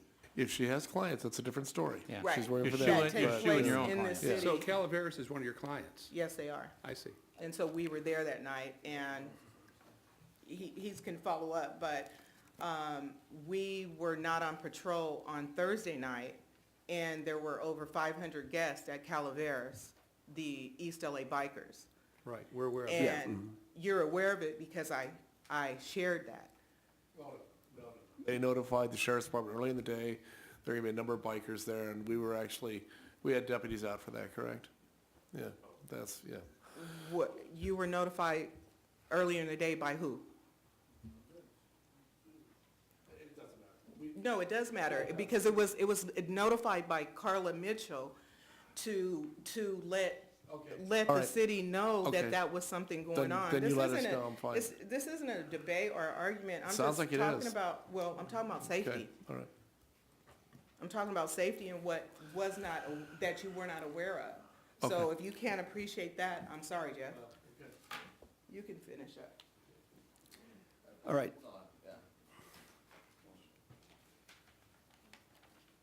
Okay, thank you so much for bringing it to our attention, and we will certainly look into it. Mr. Gorecki, can you look into that issue with the construction and Steelcraft? The lighting, security, and things like that? All right, thank you.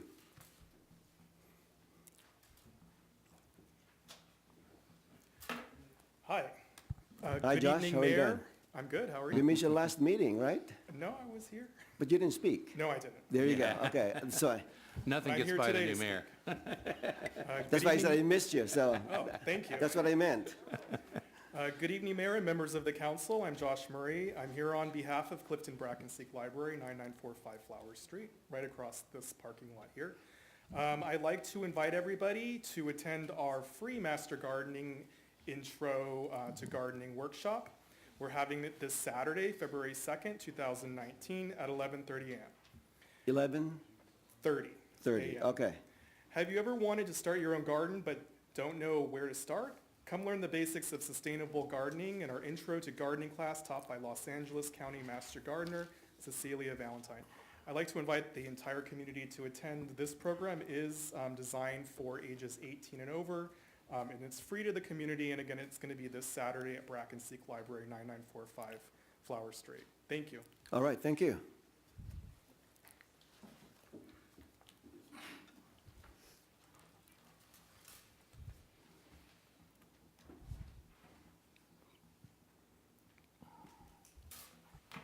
Good evening, Mayor. My name is Ashley Lozano, and I'm here to bring about some issues. Good evening. Yeah. Good evening, ladies and gentlemen and council. My name is Ashley Lozano. I come here tonight as your current reigning Miss Bellflower Queen and as a young adult seeking assistance in obtaining the justice that the Miss Bellflower Court deserves.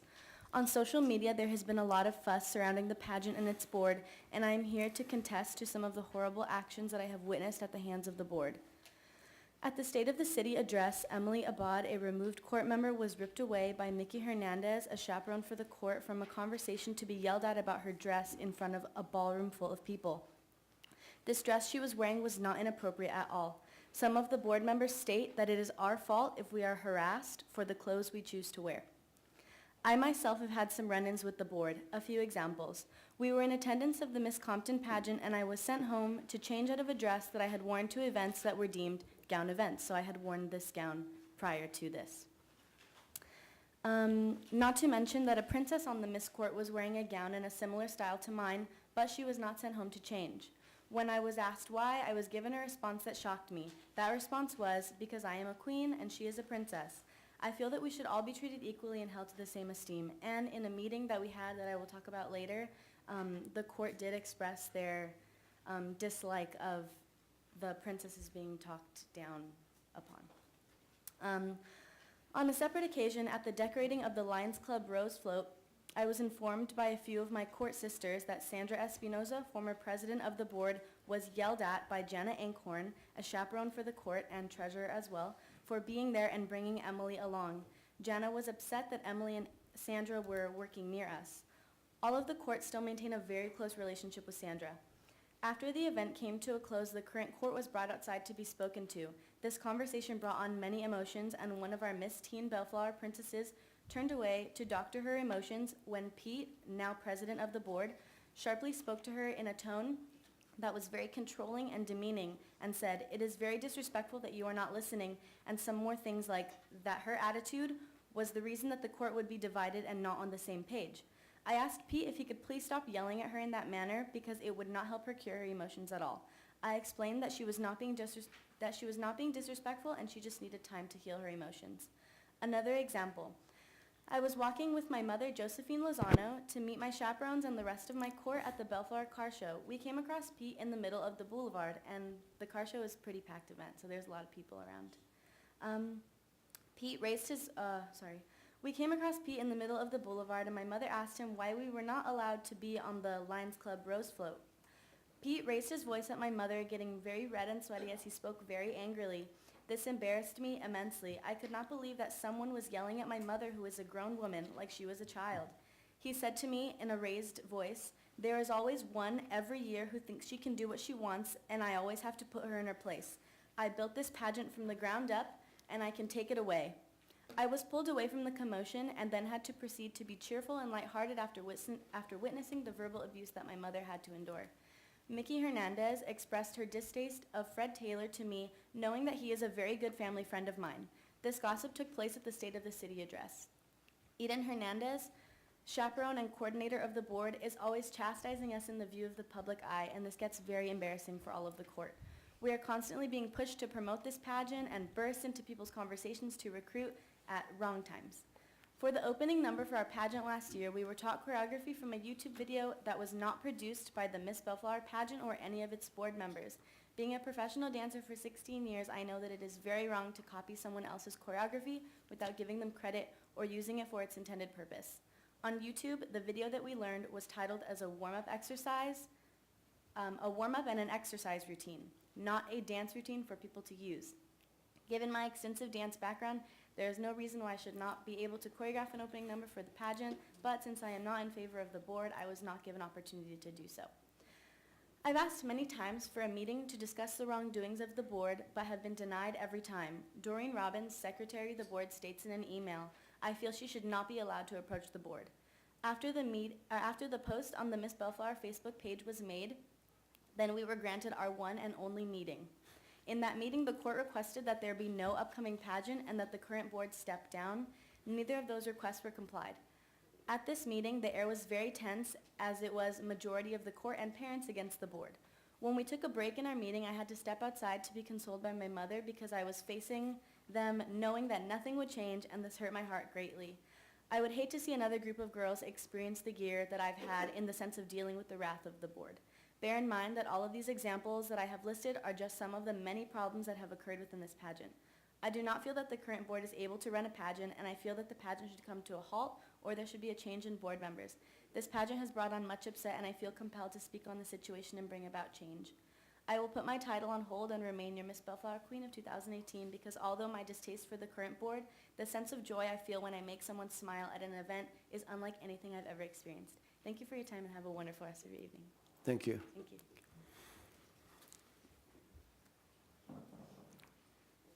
I'm going to need her to help me read some stuff. My name is Josephine Lozano, and I'm her mom. Oh, your mom, okay, Yes. good.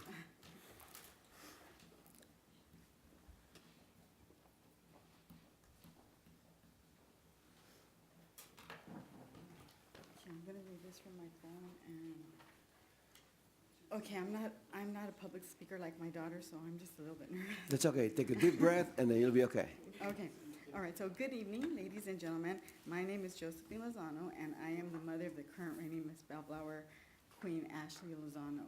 As a mother, I feel it is my duty to come forward and expose the inappropriate and disrespectful behaviors from the current Miss Bellflower Board. My daughter and myself have been victims of their bad behavior and were publicly humiliated and demeaned by the current president at the Bellflower Noon Lions Car Show event on September 29, 2018. Our current board consists of a married couple, Pete Ancorn, who is the president and executive director, and Janet Ancorn, the treasurer. There's no accountability there because they're a married couple. A mother-daughter, Mickey Hernandez, board member, chaperone, Eden Hernandez, coordinator, chaperone, and they work together. Non-related persons on the board are Teresa Fernandez, who's a board member, and Doreen Robbins, who's the secretary. My daughter and I started having issues with the board when I responded to an email sent by Eden to the court and parents on August 20th at 7:10 p.m. in regards to an opportunity to possibly participate in the 2018 Rose Parade, which was taken away. Read Exhibit 1, right here. Okay. This is an email from Eden Hernandez. Hello everyone, there has been lots of confusions and misunderstandings in regard to dancing in the Rose Float.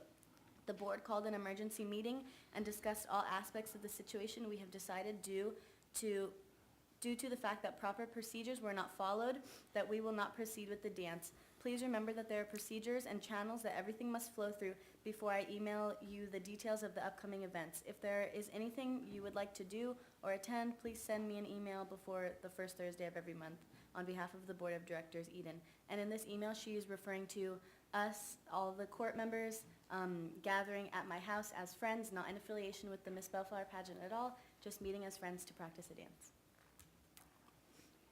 I responded to Eden's email requesting a meeting for my daughter and myself regarding the content of her email, as my daughter was very disheartened as the possibility of participating in the Rose Parade event had abruptly been taken away.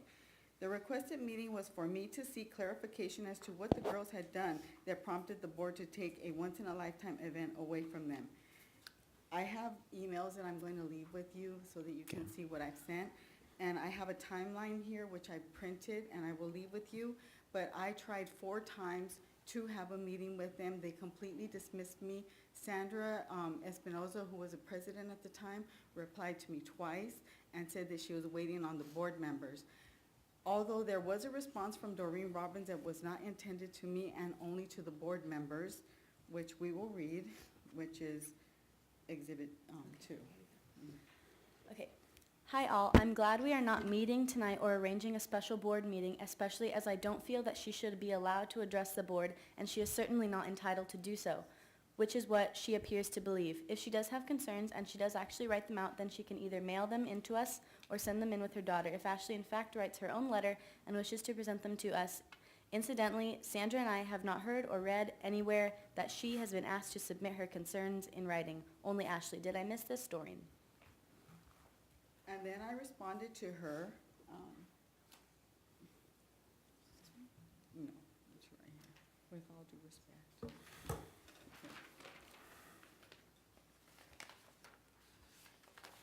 This one? Oh, that's closer. I'm sorry, I'm just a little nervous. Here you go. Okay. And then this was my mom's response to that email. With all due respect, I have already submitted my concerns in writing, and the contract that we sign does state that the Miss Bellflower will accommodate such requests. You were included on the email that I sent. Sincerely, Josephine Lozano. And her response? She just said, thank you, Josephine. Yeah. Are you going to give us a copy of those? Yeah, I'm going to leave all of Okay. this with you. Because there's emails from parents, and I don't want to say the names because I don't know if they're. Yeah, okay, if you can But give I it to was us, and CC'd we'll on- certainly look into it. Yes, I was Okay. CC'd on the email, so I feel that I can use them. Okay, it was clear to me that the Miss Bellflower Board had no intentions of meeting with us to address our concerns, which prompted me to approach Pete Ancorn at the car show on September 29th, 2018, as he and his son were walking down the boulevard. As I approached Pete, who was with his son, I asked if I could have a few minutes of his time to answer a few questions my daughter and I had in regards to Eden's email, Ray the Rose Parade event, and why it had been canceled. He got very angry and asked me in a very demeaning way, "Can you walk to those mountains and back?" He kept repeating the question, and he got louder and louder and redder and sweatier, and then he towered over me, and I was looking up at him. He kept repeating the question, he got louder and louder, and I answered yes, but it would take some time. By this point, he was screaming at me while his son was standing next to him. Ashley asked him, would it be possible for the court to still participate, as this is a once-in-a-lifetime event for most of us? He started screaming at her in public, in front of everybody, and told her, "You can and won't do what you want. Every year there is one that thinks she can do whatever she wants, and I have to put her in her place. I'm the one that built this pageant from the ground up, and I can take it away if you don't fall in line," as he towered over her. As he towered over my daughter to intimidate her. His behavior towards my daughter angered me, and I moved her away from him. About a minute later, Eden, Mickey, and the court members approached us and witnessed Pete's horrific behavior towards Ashley and myself. I sent my daughter with the court as she had been shaken up by Pete's behavior towards us.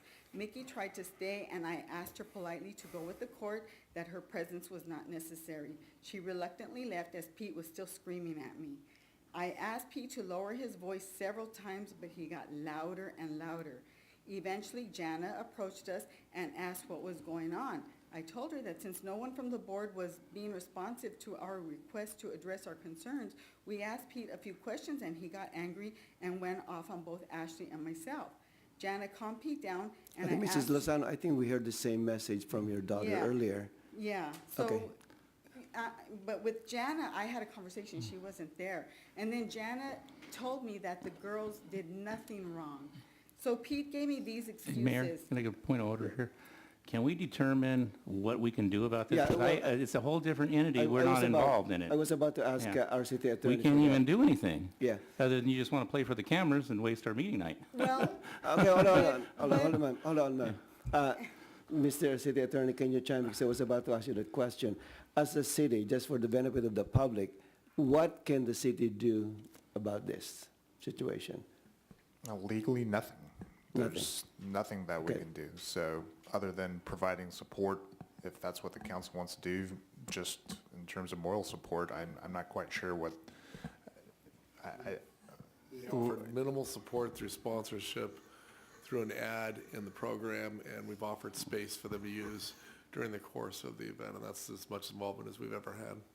Yeah, so I appreciate you bringing up this issue with us, and I think that someone was here before at the last month. There was a meeting also where a princess and a dad spoke before us, the same issue. So my advice to them back then was go to the board, because they are the governing board, and that's the only entity that can do something about But this they issue. won't. Yeah, They- but yeah, as the a city, answer to ma'am, no one. again, as a city, the city attorney clarified for us tonight, because I Yeah. wanted to ask that question. There's nothing the city can do about but this they issue. use the city name, they use the city facilities, and there's nothing that their hours for service get reported to you guys. You guys give them their service hour certificates when their term is over.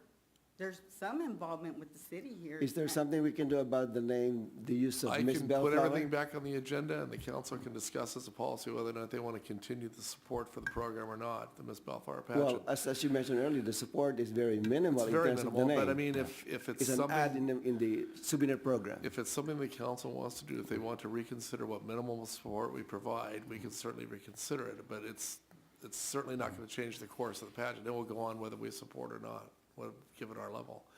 And, you know, like any other community group, they could apply and they can use some of the public resources, but And they there's can no pay for, they special can pay for favors. it, you know? Yeah, they can pay for it, right, and do that.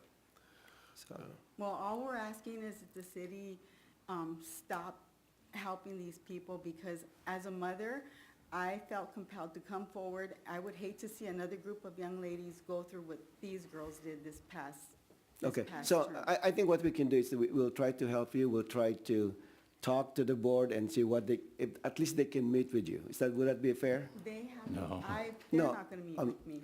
Ma'am, They haven't yet. ma'am, I'm telling you, if I can reach out to the board and at least open up the dialogue with you, would that be sufficient? Yes. Yes, Okay, that all would right. be. I will certainly do that, okay? Okay. All right. All right. Thank you, and we'll get back to All you right. once right. it's been scheduled, okay? Okay, thank you. All right, thank you. All right, anyone else? Can you come up here, or? Can I speak from here?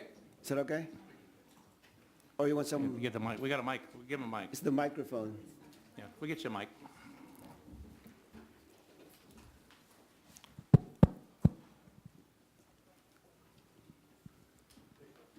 Thank you. I had a question. I'm living in a skilled Can you nurse- just state your name just for the record? Okay, my name is Anthony Gandera. Thank you.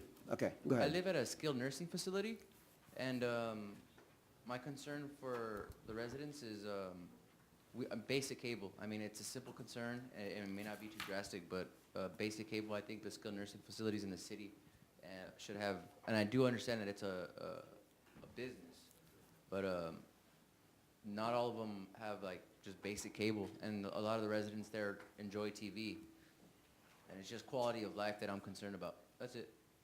Okay.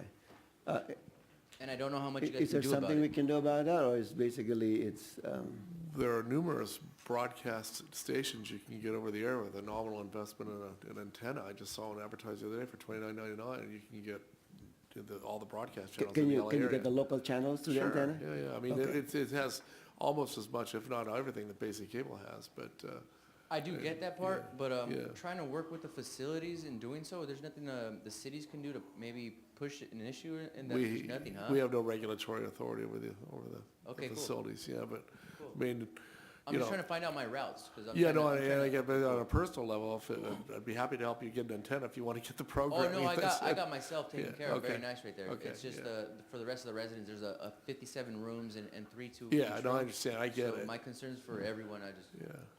No, I hear your concern, but we have no ability to force them to okay, do anything. just questions Yeah. that I mean, as I go along and I'm trying to help, that's all I'm trying to do. Yeah. Cool. Maybe check the state government. I'm reading more Yeah, I mean, paperwork, and I'm learning more as I Probably a go, lot so- to read on the internet, huh? Cool. Okay, very good. Thank you. Thank you. Okay, anyone else?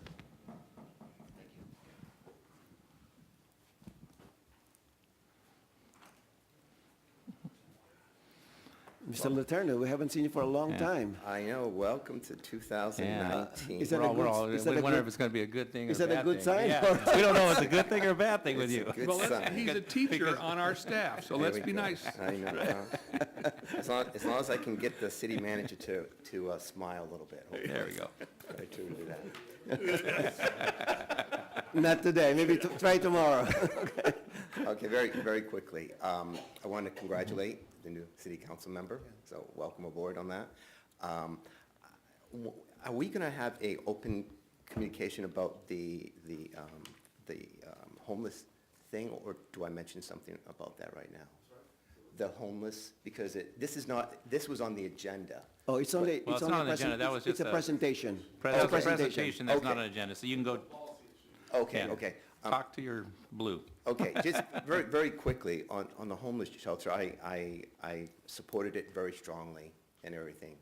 The concern that I do basically have is, I'm down in the Torrance area, which is another district here, and Path Ventures is one of the nonprofit organizations that they are part of, okay, that they have the generation. The problem that I'm finding out now is nonprofits, it's a lot of the revenue is going to the nonprofits. It's not going to the facility to help the people, okay, on that. I mean, this is something that I've noticed, you know. I hear you. Okay. And it's a major concern on that. I started a nonprofit just recently, okay, myself, on the homeless situation. So we're going to get probably the grants and everything. But when I see nonprofits, 75 to 80% going for payroll and not going to what we thought. Direct services. Right. That's a problem. It's a serious problem. You heard me Exactly. ask the question, how much? Yeah. Exactly. He did $2 million. Right. Well, look at, Yeah, yeah. And that's my concern. And when Pathfinders went there, they wanted to build, they didn't tell any of the residents. We had 1,000 people showed up there, and they were outraged. Outrage of what they were doing, and you have signs all over, no path, and so on like that. So it's a major, major problem on that I see. Well, let me just assure you that I'm sure we're going to have a discussion about policy issues regarding homelessness, and that's going to be agendized eventually. So, Thank you very much, guys. all right? Okay, good seeing you. Thank you. All right. Anyone else? That's it? All right. Moving on to item 11A, Mr. Stewart. I think that's a world record for public comment. Yeah.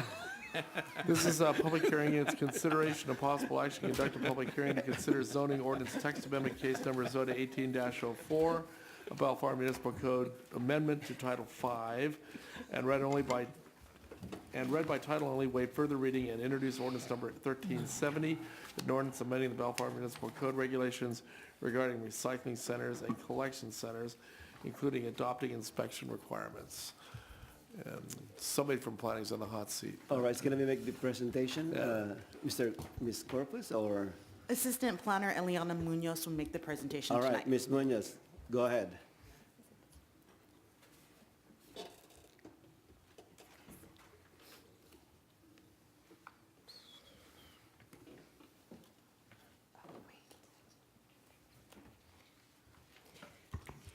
Good evening, Planning Commission. Oh, I'm the- sorry, not the Planning City Council. Commission. City Oh, we got Coun- busted too. I'm on the hot seat, so I'm a little nervous. Is this your first time? No, it's not.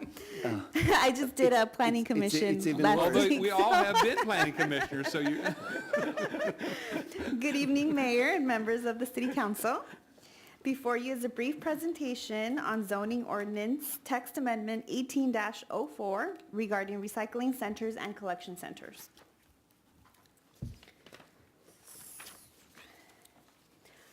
Early last year, the City Council adopted ordinance number 1357, establishing a moratorium prohibiting the issuance of permits for the construction, expansion, or placement of recycling facilities and collection centers within the city's jurisdiction for a period of 45 days. During the 45-day moratorium, the Planning Commission held a study session to consider amendments to the zoning provisions of the municipal code. For that study session, staff surveyed surrounding cities to determine their approval process. On May 14, 2018, the City Council extended the 45-day moratorium, which expires March 29th of this year. On December 3rd, 2018, the Planning Commission considered the proposed amendments to the zoning provisions, and the Planning Commission recommended that the City Council adopt the proposed changes.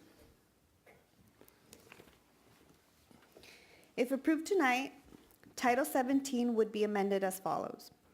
It would only allow collection centers inside grocery stores using reverse vending machines within the CG, or commercial general zones, and the and the Bellflower Alondra mixed use overlay zone, also known as BAMU. It would require a conditional use permit for collection centers in the light industrial district, just so you know, recycling centers are already required to have a conditional use permit within the M1 zones, or light industrial zone. The ordinance would also establish operational and development standards related to location, maintenance, and aesthetics, and it would add definitions.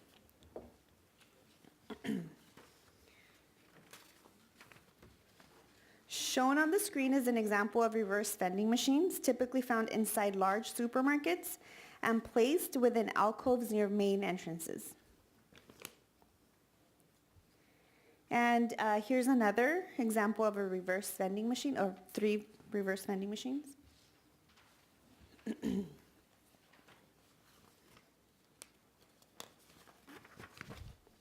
During the Planning Commission meeting, there were concerns regarding potential impacts that reverse vending machines could have on grocery stores. For instance, some of the commissioners believe that maintenance issues typically associated with parking lot collection centers could be transferred to the inside of grocery stores, creating nuisances inside the building. Please also note that prior to this meeting, staff did contact all major grocery store operators in the city to inform them of this public hearing. However, as of tonight, staff did not receive any comments from grocery stores. The proposed ordinance would also amend Chapter 5.64 of the Municipal Code to allow for inspections and compliance evaluations by city staff and law enforcement. The amendment was not considered by the Planning Commission because it is not part of Title 17, which is zoning. There is also a correction on page 2 of your staff report. Chapter 5.64 was incorrectly listed as Chapter 5.65.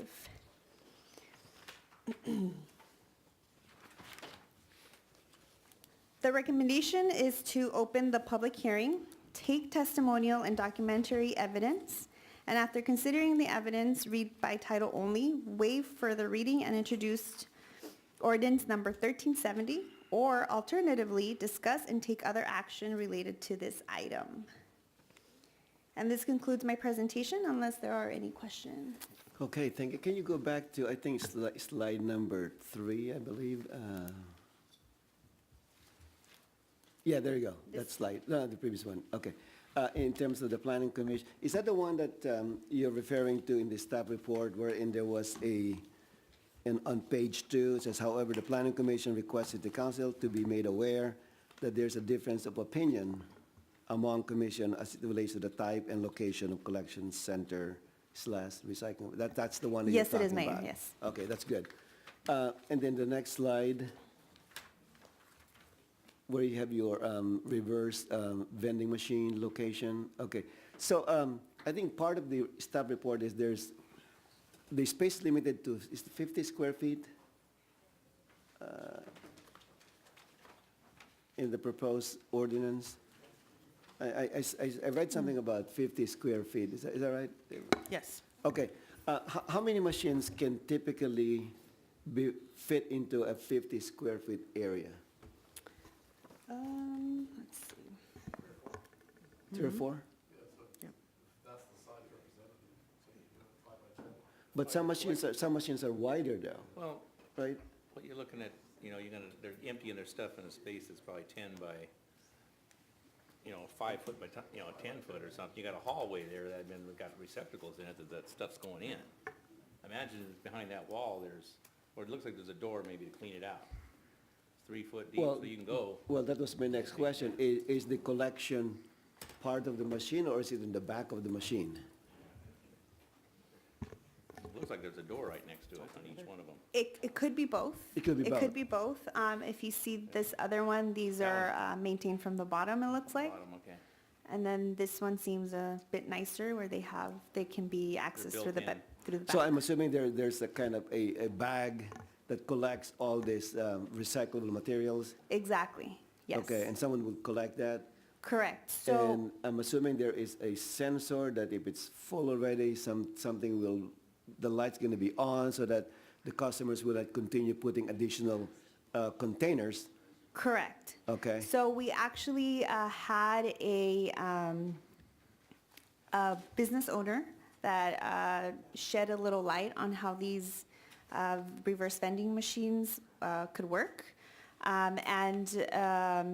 So the grocery store would typically hire a third party, so another vendor that would come and service those reverse vending machines. So whenever, like you said, they need materials such as bags or whatnot, or receipt paper. They contact the third-party vendor, they come and they replenish it and they take care of it.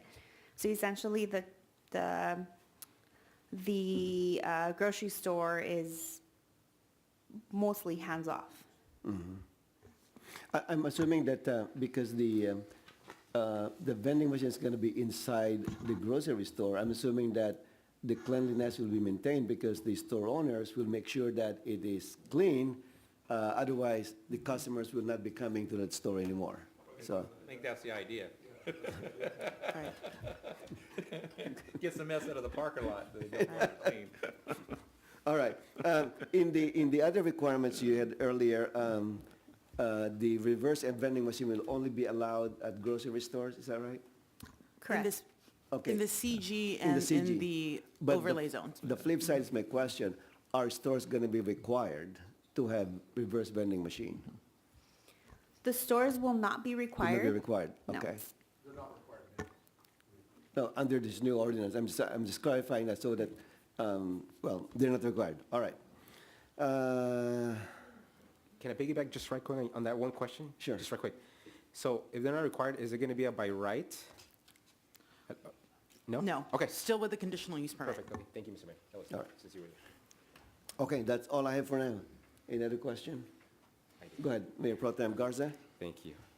So that answers my question. So can you, and I saw it in here, but just for the benefit of the public, can you define reverse vending machine and also collection centers? Money goes the reverse way. I'll read from the staff report that the city council was given. Reverse vending machines. A reverse vending machine means an automated mechanical device that accepts at least one or more types of empty beverage containers, including but not limited to aluminum cans, glass and plastic bottles, and issues a cash refund or a redeemable credit slip with a value not less than the container's redemption value as determined by the state. This machine may sort and process containers mechanically, provided that the entire process is enclosed within the machine. Collection center means a facility, structure, or enclosed space where the public may donate, redeem, or purchase recyclable materials, including without limitation reverse vending machines. The term does not include secondhand stores as defined in the Bellflower Municipal Code, Section 17.08.010, nor an unattended donation box as described in Bellflower Municipal Code, Section 17.44.340. Great. And so right now in our city, we currently have, according to that definition, one collection center. Is that correct? We actually have one recycling center. One recycling center. Yes, so they process the materials, whereas collection centers, they just collect the cans. Okay. And it's taken off-site to get recycled. Okay. So how many collection centers do we have in the city right now? Probably none. None. None. Okay. Yes. Again, just for Just to clarification. piggyback on your Yes, sir. question. Yes. Collection center will only accept recyclable bottles, cans, and not scrap metals. Correct. Thank you. So, I was looking at the definition under page 6 of the report, which is under the ordinance language itself, the proposed ordinance language. And I saw again, page 6, under section 5, the second portion, which is grocery store. So I'm just wanting to clarify that the definition here, is that enough? I don't know if we need to tweak it more. One of the concerns I have is that again, correct me if I'm wrong, and I'm leaning on our city attorney as well to guide us on this, is I'm hoping to prevent this expanding to local convenience stores, like local neighborhood stores. 7-Eleven. Like a 7-Eleven, or even, like local neighborhood stores like that. I was gonna ask for guidance if that's appropriate, like if we need to ask, Sounds like like a to good say, that this applies to facilities. Over 20,000 square feet. Over 20,000, right? Yeah. That'll work. Right? Would that be sufficient? Well, I'm asking, because I want to prevent the prevalence of these throughout the whole neighborhood. His concern is correct. Right. And so, there's, the question is, would a 20,000 square foot requirement under the current definition exclude such uses as he's mentioning? Typically, yes. Okay. Yeah, because if you think about it, a small convenience store market, like a 7-Eleven would be smaller than 20,000. Correct. We'd also have to verify that the full-on grocery stores like a Ralph's, an Aldi, Albertsons would be at least 20,000. So I think you'd want the primarily food sales as well, otherwise if you get someone like a Bevmo or somebody might come in and try to do the same thing, Yeah. that's something you don't want to do. And when I'm reading the description, it's open to interpretation, like full line, self-service retail store. Like I think there's so many uses that can apply under that, so I'm trying to narrow it down so that it I applies think only. it could be Rite Aid, it could be Walgreens. Right? Mr. City Attorney? And Mr. Mayor, members of the council, just looking quickly through the definition section of the zoning, first I'll say this every time I read our zoning regulations, which is I strongly advocate that we overhaul them at our earliest convenience. But that said, I note in passing. We heard you, okay? I note in passing that there are no definitions, for example, for grocery store. There are no definitions for liquor store. There are no definitions for convenience store. There are, however, references to a water store, and I'm not sure what that is, but my point being, I agree with the observation, but I won't be able to craft something right here at the dais. So my suggestion for that is, let's put that on as a homework item and come back. You can continue the public hearing or close the public hearing and come back with some revisions along those lines. We may impact the section of the code we don't want to. Right. We're going to have to, now that he says it, we're going to have to define what those uses are, and that could get pretty sticky. As I was saying, yeah. I would, as a knee-jerk reaction, I'd just simply say, well, we can just say that any store that has a liquor license issued pursuant to the Business and Professions Code. But the problem with that, of course, is grocery stores do have liquor licenses, Right. so that it's not as easily done as one would think. And then you get into other stores, like I was thinking 50% you get Targets, which are selling more and more food. It may get to where they're selling, I don't think we want Targets doing this. Oh, I missed antique store. We have a definition for antique So store. he's right, looking at the zoning ordinance, the section of the code, I think we probably need to make some I'd definitions. rather get it right. Yeah. Okay, good point, that's a good point. Nailed it. Is there a timing issue? No. No. So, okay. March something, Yeah. So, because this is Yeah, we got time. extended. We got the March, We've what? got the entire next month to get it done. Yeah, we got March, there's a date in March that we have to have There's it a done. moratorium, right? Moratorium. When when will it end? I believe it's March 29th. Oh, we got Okay, so we have time. 2019. So we have time, okay. okay. All right, good So, catch. are you okay if I continue to give some comments here? Sure, absolutely. Yeah, okay. So that's one of the requests is for us to define it so that there's no, it's not nebulous, right? It's clear that the intended, that if these uses are allowed, it's allowed in certain spaces that are larger than. That it goes to the intended location. Correct, right. Okay. So that's on that one. And then maybe next time, I don't know if you have it on this one, but if my colleagues agree and we bring it back with these revisions, can we get a map of the CG zone? I'd like to see exactly where they're at in the city where these apply, like the CG zone and the BAMU overlay and the M1 district. Just to know where they're at and for the public to know as well. And then for these reverse vending machines, is there like a requirement for public health officials to be involved in this permitting process? I'm not sure if that's the case. Not to our knowledge, but if they are within the grocery stores, the health department does regulate the grocery stores themselves because they sell food. Okay. But for the actual machine itself, we don't believe so, but we're not 100% certain on that. Can we ask about that? I don't know if there's like a distance requirement between the food that's sold and these types of uses. Again, just to cover ourselves and. I think there's something in the code already about, in the staff report about distance requirement. Is it? Okay, maybe it's in there already. There's something already that I read. 15. 15. 15. Okay, so then this. There's something. Okay, so then that, okay.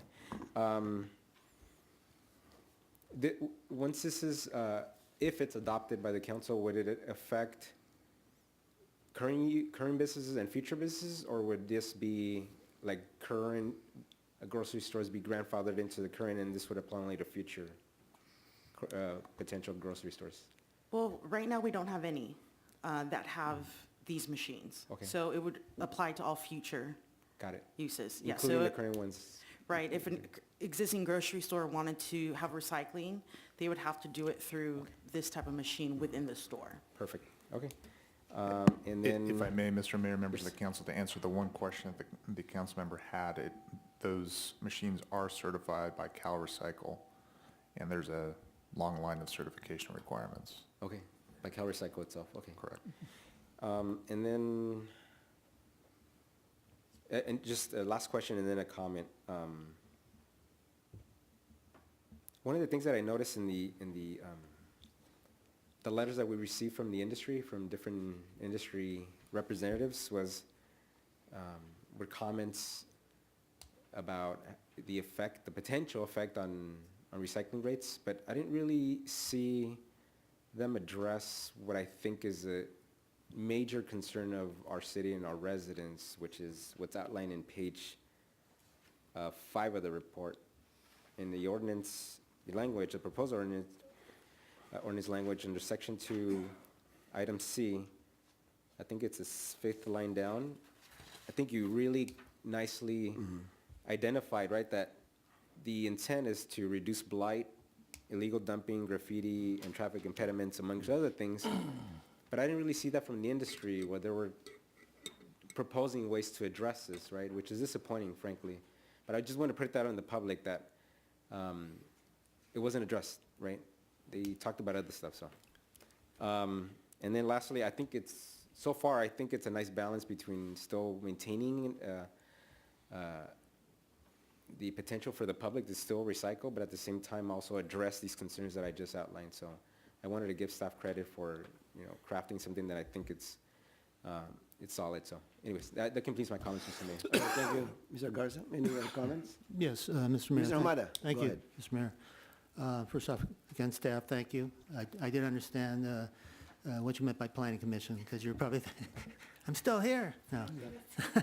But I was on the planning commission at the time. Back then? We did, yeah, Oh, not that okay. long All ago, right. way back, no, but just a few months ago. And yes, there was that discussion about, the inside versus outside. And I think, again, the comments for the putting it inside has raised the blight, the trash that continues to just be left. Overnight, people leave stuff, bottle caps all over the place, spilled bottles. So that means bringing bugs. If bugs can't find anything else, guess where they head? They head to the market. But on the inside, on the other hand, for the inside was, again, trying to visualize how that's going to work on the inside and how it's going to be maintained. I think that was part of the question is, again, who's going to take responsibility? In this case, if it's on the inside, guess what? The market or the grocery store will take the responsibility to make sure they clean up or have that third party take care of that business. Because what's been on the outside, what we've seen for many years, is just not been good, just a continual mess. So, but the other thing related that was discussed was, does the state still not mandate what markets would be required to have? I remember the old $2 million threshold or something in sales. Is that, I think I asked if that was still in place, and I was trying to recall the response, and I don't know if Carl too is right there looking and seeing if there's something that is going to, require any certain market. So I think maybe that's why we, again, when we reviewed the definition of grocery store, we kind of thought maybe, again, the state, but yes, it's good to have our own ordinance, detail the definition, but we know the state's going to maybe step in on some of those markets and say, you're going to have to do it.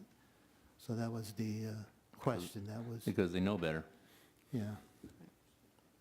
And Councilmember Hamada, we do have a a definition that the state gives for Cal Recycle, what they consider a supermarket, and it would be one that has an annual gross sales of 2 million or more, and then is identified in the Progressive Grocer Marketing Guidebook, and supermarket is considered a full-line store that sells a line of dry groceries, canned goods, or non-food items and perishable items. That's where you kind of got your definition. Partly, Yeah, yes. partly, yes. So the square footage, that might work. So, I mean, yes, the square footage, obviously, will divide, up those, divide it up, so we don't, so it's clear, but I just thought that, that's going to potentially happen anyway with, if there's a new supermarket in town that's going to do that, plus 2 million, then the state's going to come down on them. And then they'll be put into our, processing, so. All right. Okay, thank you, Mr. Mayor. Okay, thank you, Mr. Hamada. Mr. Coops? Yes, I would assume that one of the regulating agencies would be Bureau of Weights and Measures, so that people get the fair amount. That have to be part of this as well, so that they're not cheated out of what you put in the machine? I don't think so, because it's based on the volume. It's not based on weight. You don't think it's weight? Yeah. It's how many cans? Yeah, how many It's the cans and then the bottles Plastic? and the plastic, so. Yeah, but somebody would have to determine if that's being fairly administered. Yeah, but I don't think they weigh it. I could be wrong. I don't think they weigh it. It's the volume. But I mean, how do you know what you submitted was properly being reimbursed for? Oh, okay, but in Because you only terms, put one at a time in. It only takes one at a time. I understand that, but that's still, you could say I put in in three. terms and of it accounted calibration, for in two. terms of calibration, if they're paying for, let's Yeah, say. Weights and Measures got to count too, right? No, I was looking at, when you brought up the 50 square feet deal, Mr. Mayor. Yeah. And I sell washers and dryers that are about the same size, they're stacked up. So I'm gonna say that those machines are each 24 inches wide. So if you got 24 three times and you got some spaces there, that's 10 feet, those three machines, with the space between them. Now, each machine should be at least 3 feet deep, all right? So now we got 30 square feet. So that gives you 2 square feet to stand in front of to run the machine. You see my logic? Okay. I mean, it's not very, So they're beyond the space now, right? no, yeah, right, yeah, the folks that are standing in front of that machine, They're beyond 2 feet. they're already out of the realm there. Well, that's an interesting question. So why is there a square footage restriction anyway? Well, I mean, you can't really conduct business If with a 50 store square feet wants if to, there's three machines. if They a don't store want the wants to have a monster machine there. recycling center, and let's make it 200 square feet, what do we care? I mean, it's. Well, I'm just going by what I see here. I That's understand, but I 50 mean, square feet is there a not much. reason there's 50 feet, or is that just a number that we just pulled up just to? A two-car garage is 400 square feet, Yeah. 20 by 20. Can you imagine 50 square feet is where you put your trash cans, you know? When we did research from other codes from different cities, the 50 square feet did seem to be. Well, it's certainly going to discourage it. Yes, and Well, that that's is your another intent. point, would be It's to limit the Not very area. user-friendly. I don't know that you necessarily want to discourage it. I mean, you want to make Well, it user-friendly, and if a store You wants to can't do put a it. cart in front of those machines and not, you know, if they put a rail in front I of it. understand, but the end game here, the move to put it inside is the obvious cleanup reasons. I get it. Yeah, the other stuff that goes with it. So if, 50 feet was a number we just pulled from other codes. No, and that's fine, I can live with that, but Yeah. I understand that is 50 square feet right Yeah. there. No, I don't disagree with you. Yeah. So if we want to make it a little more user-friendly to promote some recycling, keep it indoors, if you want to make it up to 100 square feet, it's really up to the stores to restrict how they want to do it and how they're going to do it. I mean, there's no minimum on it. So if we made it 100, they have the square footage for it, there's no downside there either. Well, maybe that's something that staff can look into. Well, Because, there's more of the planning commission, he wants to speak. wait. Move we open wait. the public hearing? No, not yet. Wait, not yet. Wait, not yet. We'll call you. Don't go Yeah, away. we'll call you. Don't go away. We'll call you. No, it's fine. I'm patient. Okay, all right.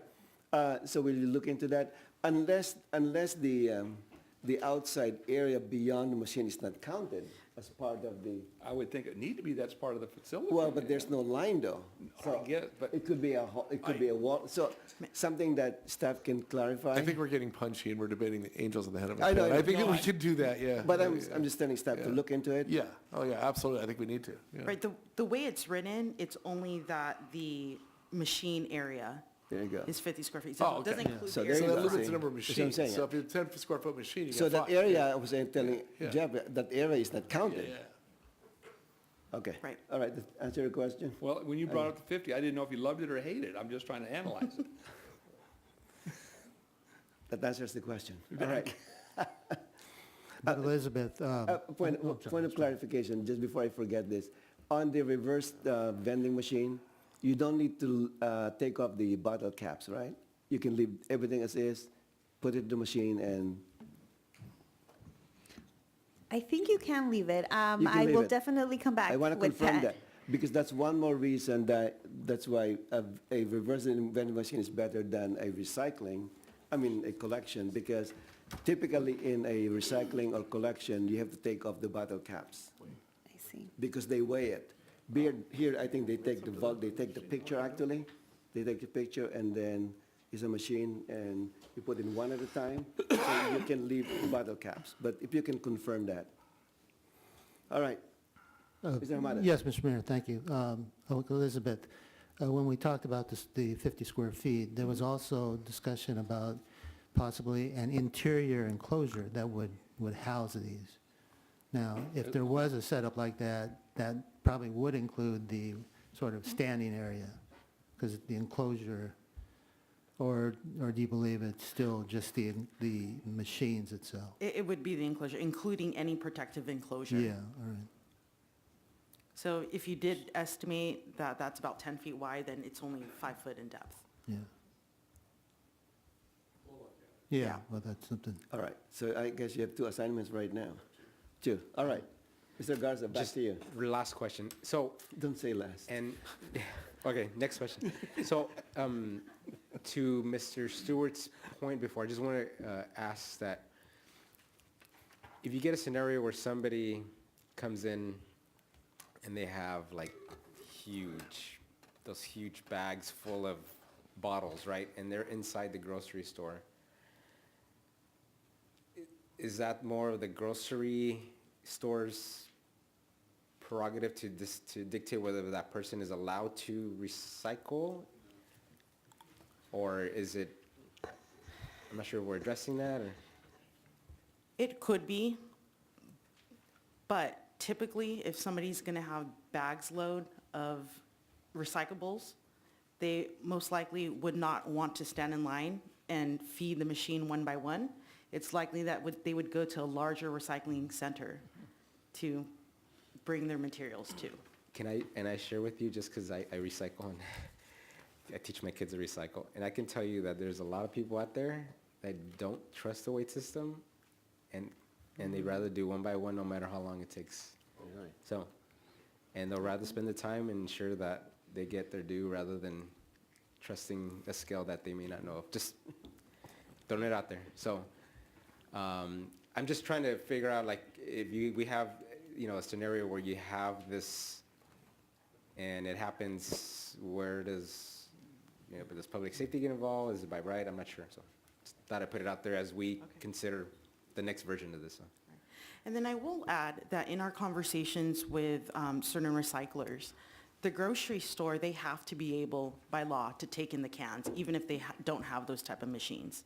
So if somebody brings in a bag of recyclables, the cashier or somebody in the grocery store is required to count them and give them a voucher or give them money back. Really? I didn't know that. They take your money. Wow. Okay. Remember the Coke bottle days? Yeah. I did not know that. That's Okay. a lot of money. Yeah, okay. Mr. Dunn, you have a question? No, I think there's a motion on the floor to open the public hearing. Second. Okay. Motion by Councilmember Dunn, second by Mayor Pro Tem Garza to open the public hearing. Without objection, that will be the order. Wayne, it's your turn. He forgot. No, I forgot the question. Oh, he wrote it down. I should have known that I had to wait for the public hearing, but I didn't know if we had one or what was going on. Okay, go ahead. If you can just sign in, Wayne, for the record. All right, Wayne Brown.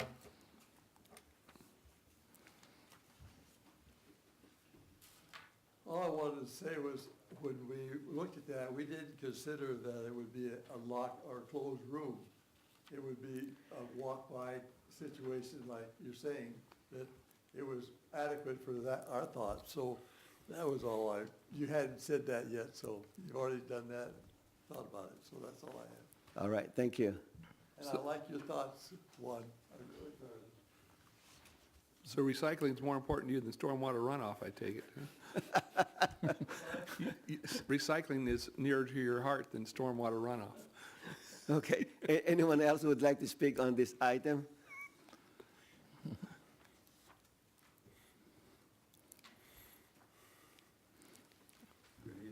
Good evening. Let me check in.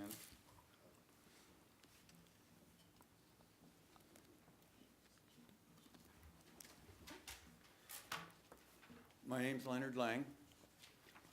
I live in Cypress. For years, I raised my kids over in Lakewood, and I was married here in Bellflower.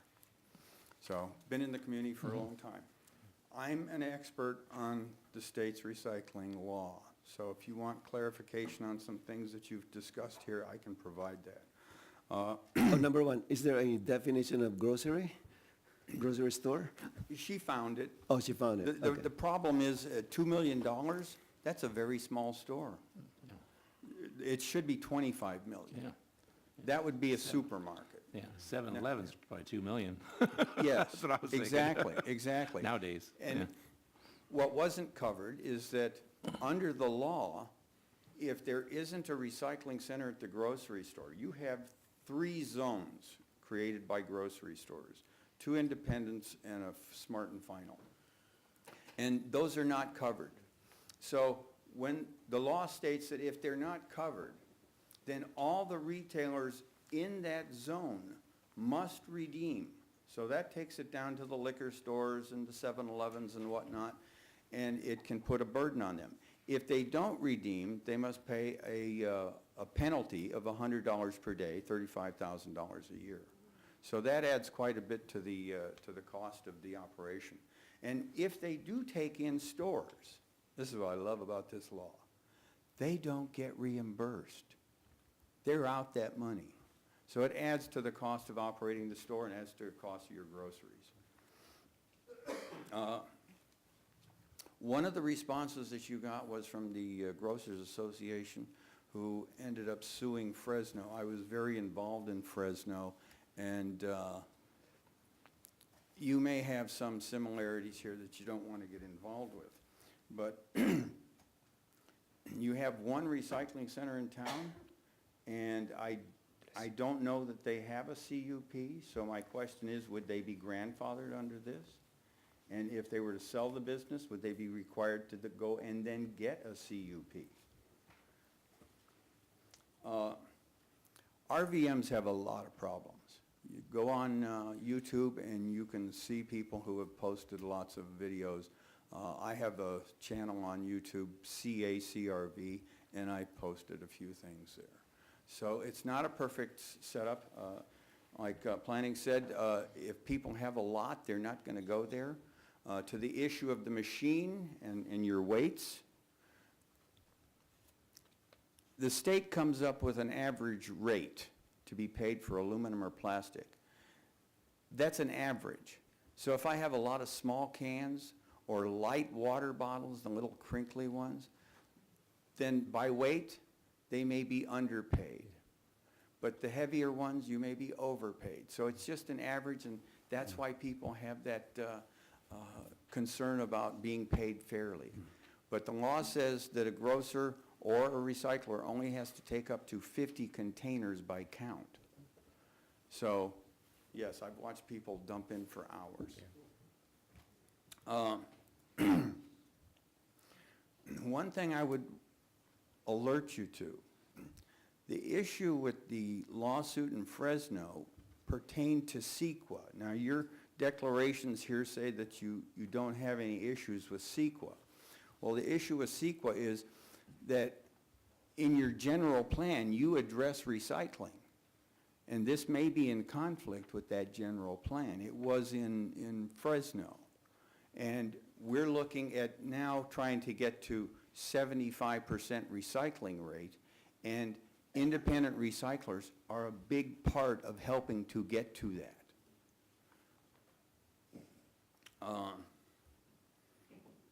We've covered in-store redemption.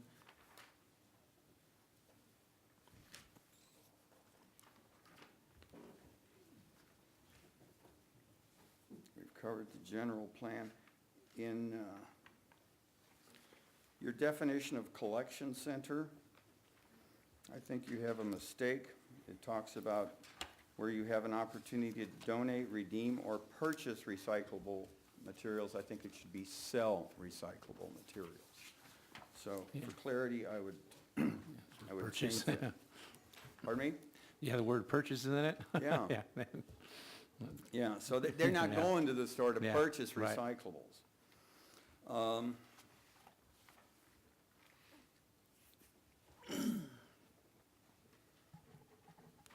more. Your retention of records, you covered that. Retention of records is already covered by the other programs. I'd leave it out, be my recommendation. Okay.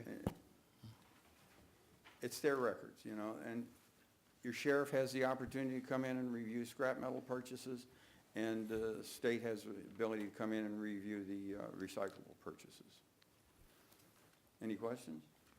Any Is questions? that ever done? Do they ever do that? What? Do the inspection of the records? The team that he's Yes. just described, I would think have bigger things on their plate than looking at a recyclable. This program has been wrought with fraud. And so, yes, they do go in and inspect records. My problem is that the staff that goes in to inspect the records aren't qualified. Well, that's just like no inspection then, isn't it? No. What, it ends up with needless and wasteful accusations. It's a problem, it's a program with problems. And you probably know the recycling place we have here, the old National Lumber. Yes. I go there on occasion. All right. You know, and that's the people that had National Lumber, they're operating that. Because He's the guy. there you go. He's the guy. Are you Mr. Jaffe? Yeah, he's a Boy. How are you? I just wanted to. All right, hold on. One at a time. Are you finished, sir? Any others? Any questions? Okay, thank you for your testimony. All I right. just wanted to clarify something. Can Mel Jaffe. can you sign? Mel There's Jaffe. no- He took the pad. We The keep losing. sheriff was in our place today. We keep losing that sign-in sheet. Ben Garcia. We are doing a training session Wednesday night in our facility for 14 of our employees. I invited the sheriff to address them along with the rest of our meeting that we'll have the training session. Ben Garcia is coming to speak first. We put him on the agenda as the first one. Then we have regular training, and Leonard does some training for us to identify CRV material. If we have a new employee, we send them through this program. So I just wanted to clarify that when you said about the sheriff, because No, and because that's all news to me. But I used to work for DeYoung Hardware. You used to be our competitor. oh, yeah. Yeah. And all your books. I was a kid then. Well, I went weren't into we the all? Air Force and I came back. So who was Shorty? My father, Okay. yeah. In fact, He worked in the nut and bolt aisle there, didn't he? and he got angry every time someone put a nut from a half-inch bolt into a I've witnessed quarter-inch that. bolt. All right. A little history of Belfast. Okay, back to I digress. back to recycling. All right. Good evening, sir. Yes, sir. How are you? Okay. Good. Oh, okay.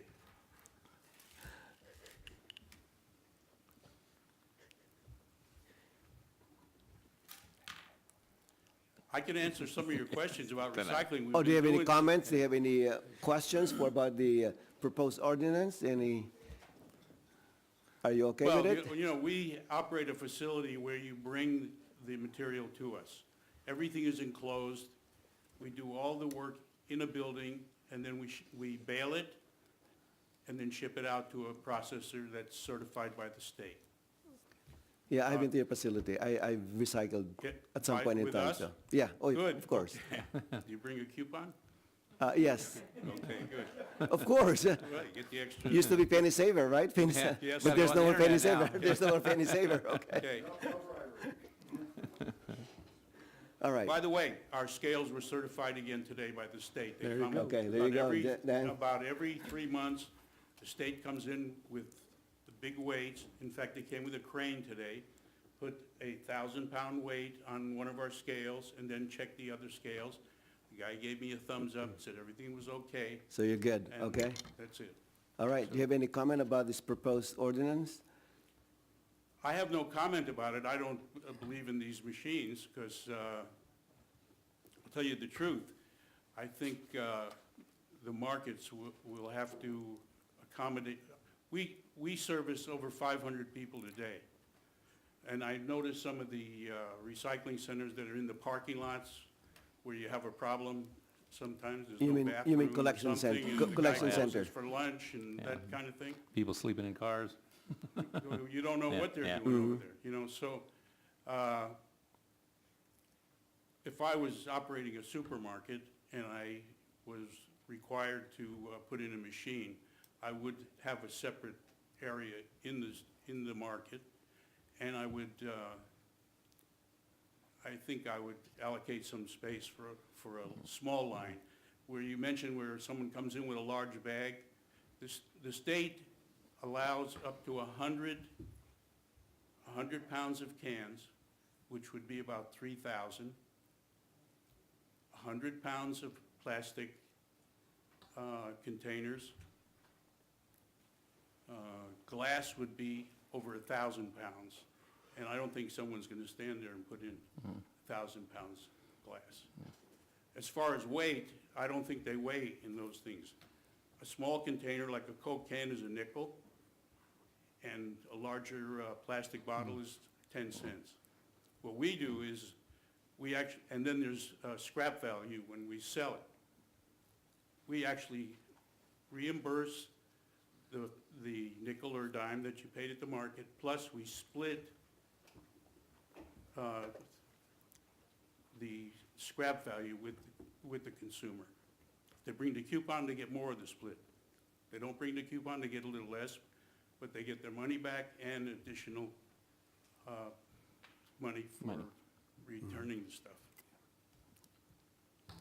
We Okay. do, the Bellflower location does close to $7 million a year that's reimbursed to the public. So, That's a lot of money. pardon? That's a lot of money. Yeah, and it goes back into Bellflower. Yeah. Mr. Jaffe? Yes, sir. Those machines look really nice and pretty, but I gotta imagine that after a week of use, they're all sticky and dirty, and there's probably tracks on the floor. I mean, have you seen one of those in operation after a week? Well, That's- I guess is what. I've seen them out on the street where they have, you know, in the parking lot. Right, like Ralph's down at Delamo. Yeah, and I've seen bags laying on the Yeah, curb. well, you see and the back, the bottom Right. caps, everything, yeah, the Yeah. aftermath.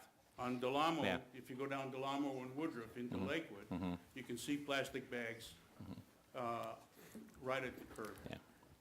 So in our location, you know, they may have to stand in line, but we have 3 operators operating scales. We move them pretty fast. You move them pretty fast, especially on a Right. weekend. And we pay them fast, too. Yeah, So, yeah. Okay, any other question? Mr. Garza? Mr. Jaffe, yes, sir. thank you for coming tonight. Okay. I have a question for you, Oh. and it's unrelated to this. I'll be frank. Yeah. On my way, I live not too far from your facility. On my way here this evening, I observed some activity outside your center,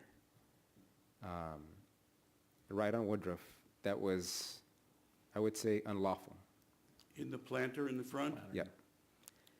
we send a guy out every day So- trying to clean it up and get them out of there. So my question to you is, and I get comments from people in the neighborhood. Mhm. I think I think it's either you or me. I think I'm closer to his facility than you are. So I get a lot of neighbors that ask me about your facility, the state of it, the activity that it attracts. So just wanted to share that with you in public, that not positive.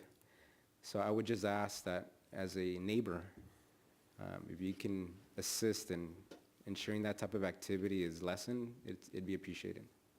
You're mentioning the trucks? No, I'm talking about some of the, like I mentioned earlier, that I mean, the homeless that are, the homeless. Almost at the planter, the front planter, I'm guessing is what he's Yeah. talking about. Because you're all The fenced front in. planter is a big Because you're problem. all locked up. You have Yeah, fence around the whole Because property. it spills into the neighborhood. So, yeah. so again, just a comment. We're not here for you, so just a comment to hear. Thanks for coming. Okay, I understand your comment. Yeah. We're working on it every day, but I don't know how, you know, they mention it as a homeless problem, but it's more than a homeless problem. It's something else that, Just sharing with you the sentiment of the community. okay, we'll do our best. Thank you. Do you have a letter of agency whereby you could call the sheriff and they come on your property and it's okay? Have you ever had that kind of experience? Have we ever had the sheriff? Right, where you have a letter of agency that allows us to go on private property to help you with your homeless problem? I don't understand it. We don't have a letter to No, the yeah, some- agency, but we've Explain how called the that goes. sheriff. There's from a time to time. mechanism called a letter of agency, you file it with the sheriff, Yeah. and that gives the sheriff the right to go to your property 24/7 without you being Oh, there. you know, I think we have that. Yeah. We've had it for a long time. But every year it has to be renewed. Oh. That's the only I bad don't- thing about it. Maybe not, right? Yeah. No, But but we they- have they- the sheriff there today. Okay. You know, the problem is they can, only do what they can because it's private property. Their hands are tied unless they Well, have that. Yeah, I think you're Should we you're right there. Should we that send they- our public safety guy by and get an up-to-date one? Yeah, They could do that, yeah. okay. I think it'd be beneficial Glad to do everybody. that, Yeah, okay. I guess Joel is ready to Yeah, give you they're a already, form. there's speakers in there. There they you go. heard. He's got the form ready for you to sign. That way you All don't right. have to worry about it sometimes, Yeah, it just okay. goes away by itself. Okay. All right, very good. They're welcome anytime. Okay. But Okay, it's- thank you. Thank you so much. Okay. Anyone else? Is there a motion to close the public hearing? Are we going to keep it open for next time? No, the public hearing. I'll make a motion to continue it continue the item, to or- date uncertain. Oh, no. Second. Are we going to close the public hearing, or? You We're can, gonna you discuss can it. close We the, can close the public hearing, separate. Close it or continue it? Okay. What do you want to do, Mayor? Let's close the public hearing. Then we got to renotice, don't we? No. We're talking about different things. No. Public hearing and then continue the item. I'm talking about the public hearing for tonight. Okay. All right. Is there a motion to close the public I'll hearing? move to close it. Second. Motion to close the public hearing by Councilmember Dunn and then seconded by Councilmember Hamada. Without objection, that will be the order. Now, to continue the item, is there a motion to continue the item? So moved. Second.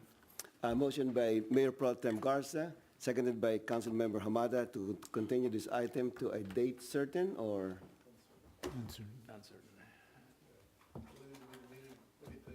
Before March, huh? We can probably bring it back, at the next meeting. Are you sure? Yeah, there is a couple items. One was the bottle caps and then a definition. Definition? Will that give you enough And- time?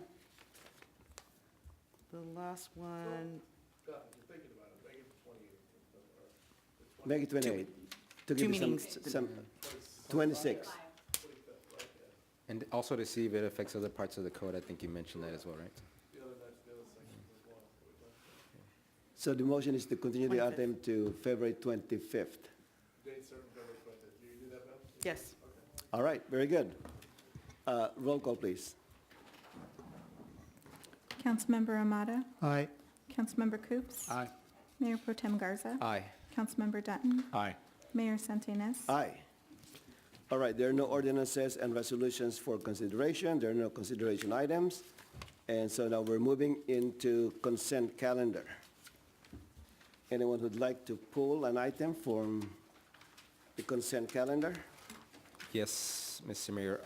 Mayor Pro Tem Garza? I'd like to pull 6 items, but only 2 of them are actually to pull for separate consideration. 4 of them, I don't mind approving, but I'd like to pull them for informational purposes. Okay, the one you want for separate vote. For separate vote, 14D. 14D? And 14M as in Mike. 14M for separate vote. Yes, sir. Okay. And then for information? 14H as in hotel. 14H? 14I as in India. 14I? 14J as in Juliet. 14J? 14N as in November. 14N, okay. You have no recusals, I believe, right? Okay, wonderful. Councilmember Coops, any recusals? No, I have no property within that. Wow, okay. I found out tonight you make your money on recycling, though. You don't do property.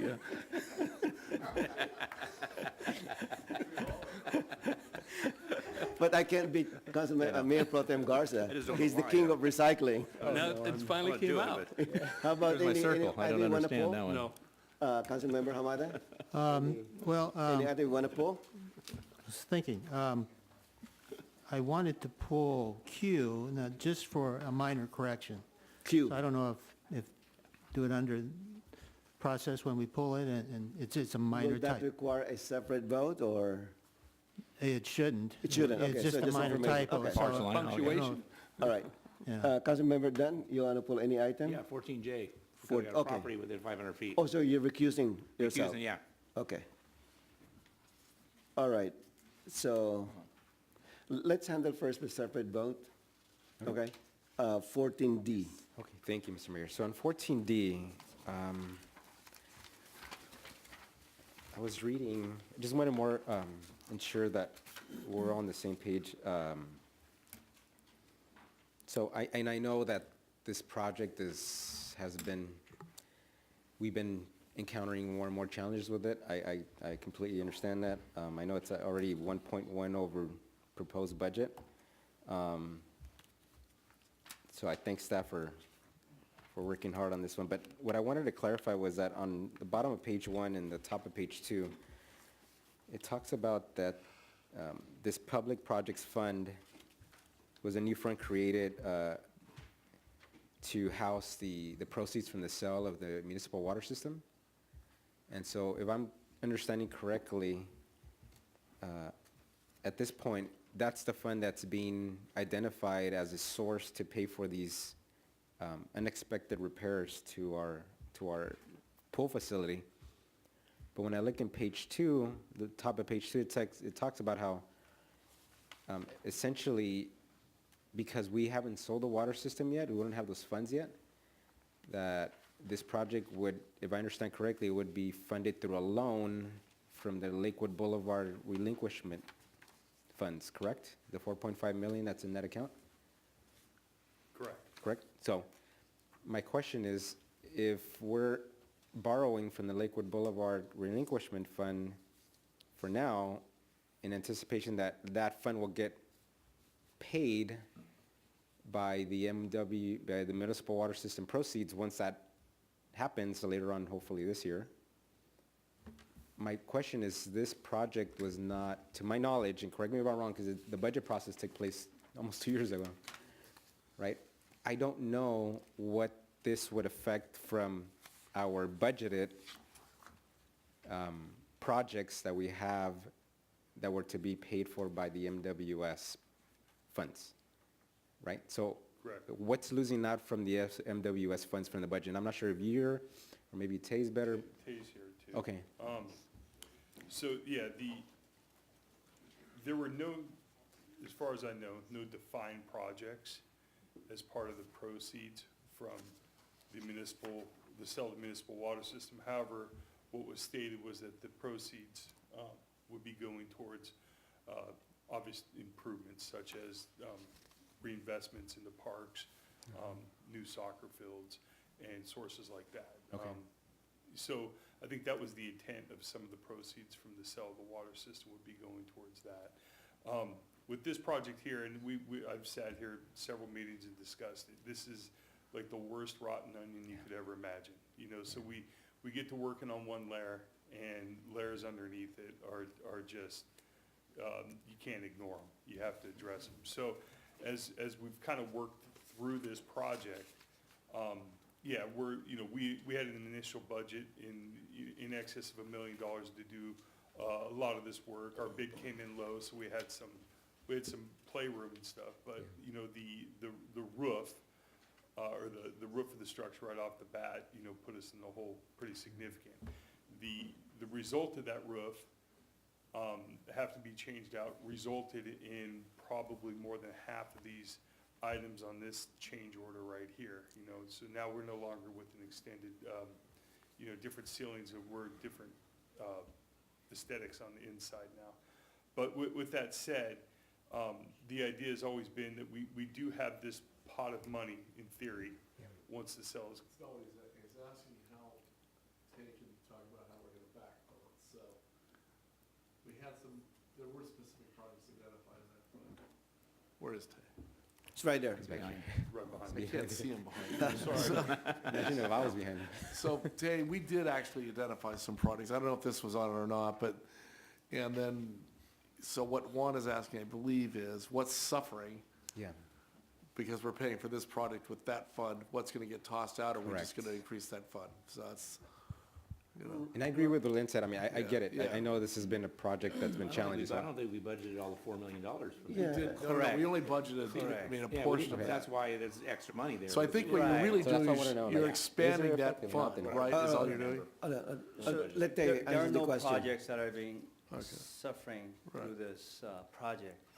$4.5 million that we got from Caltrans, substantially, That's what we're talking about, the sale. Right now, No, it's the sale of municipal the water sale of the system. municipal water system is where this money's coming from originally. And then if we're backfilling that because we haven't sold it yet with the Caltrans funds. Right. So we're going through some accounting machinations to make this work. But, so the water system did what?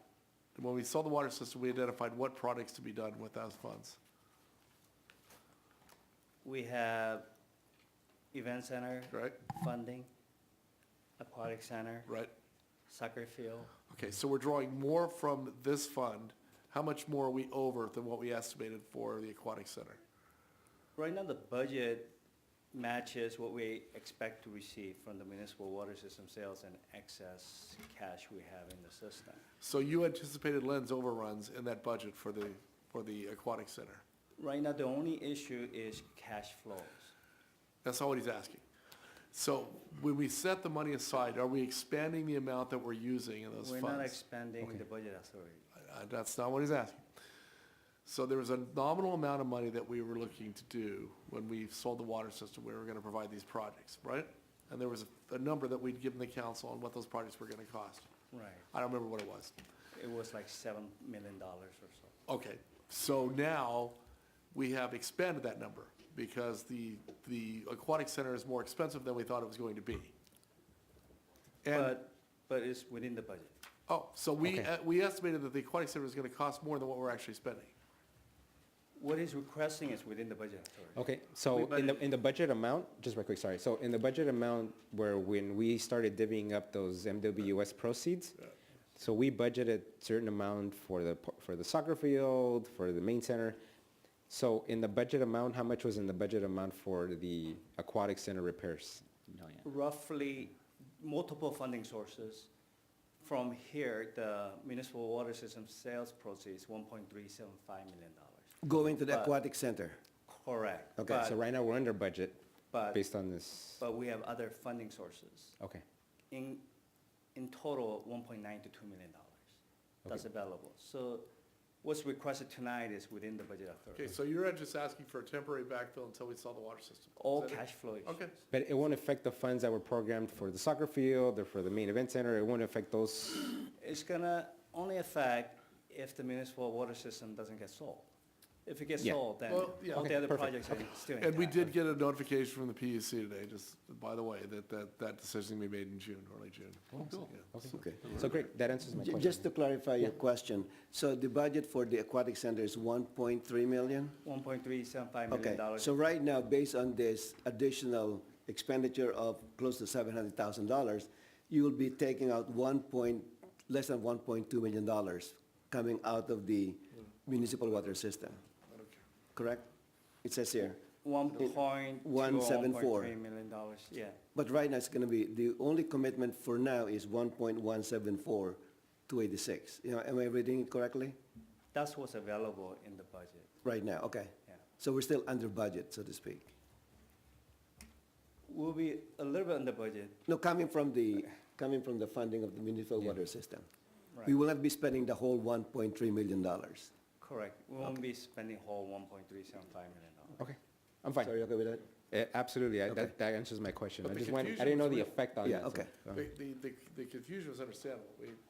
It's I've a got a question, question. so it's right. I mean, it's okay, yeah. Don't let them go Yeah, yet. we're not asking for any additional Yeah. budget authority. Yeah, okay. That wasn't clear, so thank you. Yeah. That answers my question. Thank you. Okay, Mr. Cripps, that's you have a a question? So Tay, you said you had additional funding sources. So you've got the 1.3 or 4, whatever it is, that we've allocated from the MWS sale. Yes.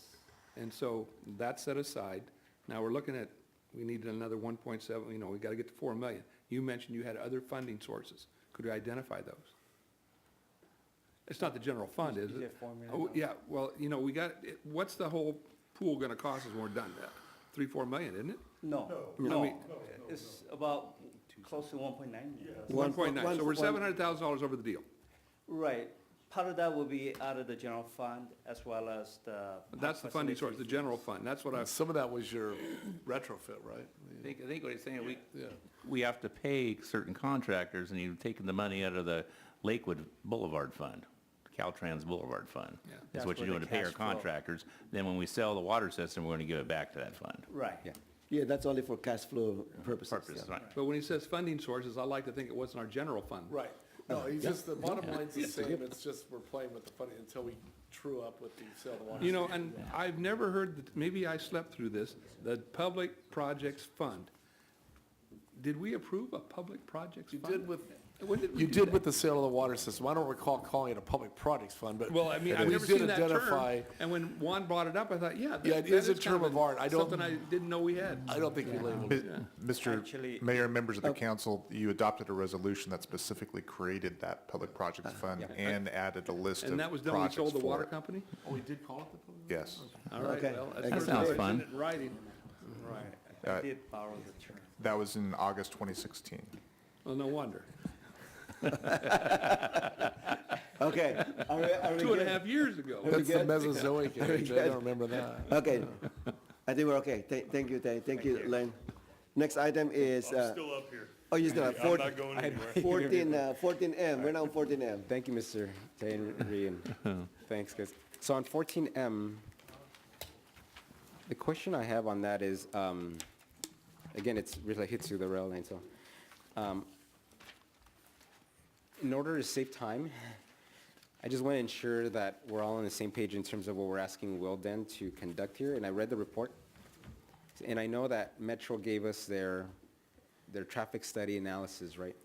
They gave us a very limited traffic study analysis. They did. They never followed up the additional information. Yeah, They didn't. correct. Have we gone back to them, asked? Yes. This is the first time I hear that, that's why. Yes. And they didn't respond. Yeah. There's holes in it. Their traffic impact Really? analysis was a couple years ago, is when they pulled the data for it. Yeah. And we specifically asked that they include a couple intersections that are now programmed to have signals at them. One for the development at the Ralph's store location on Harvard, one right there at the parking structure with Main. We also asked them to include, or we asked why they didn't include Bellflower and Flower as a studied intersection, as well as Bellflower and Alondra. To us, those are major intersections with major traffic volume. They said they didn't think there was a need to study those. Wow. We asked them if they ran a system metrics on the traffic flows. They said they had. They wouldn't provide us with the data. So that's their call. So we took it upon ourselves to utilize the services of a third party to kind of fact check and look at the way this is studied, the way that we think it's important for us as a community for it to be studied. I agree 100%. I wasn't aware of those small little facts there. I was under the impression that they had given us a more substantive analysis, but if that's not the case, that's fine. In my reasoning before, the reason for my question is I was afraid they were going to come up with one analysis and then we propose something completely different with different methodology, and now we're getting an argument about methodology, right? Yeah. The goal originally was, we were either going to look at that and say, okay, we can back the at-grade crossing or not of the proposed train. And now it's like, well, okay, since we don't have any data, we're gonna go ahead and do the missing data on the two streets of the queuing analysis. So, yeah. Perfect. And then are we also going to take into consideration the additional projects that don't exist right now in our boulevard? But I'm afraid that it's going to be a point in time as of now, but not really taking into account future. Correct. And we're definitely taking that into account. That's not Metro's error, to be honest, because when they pulled this data 2 years ago, we weren't at that point. We didn't know what was going on. We've asked them to include it, and we haven't gotten a response. That's fine. There's still room, if we do receive the data, we can tailor our study accordingly.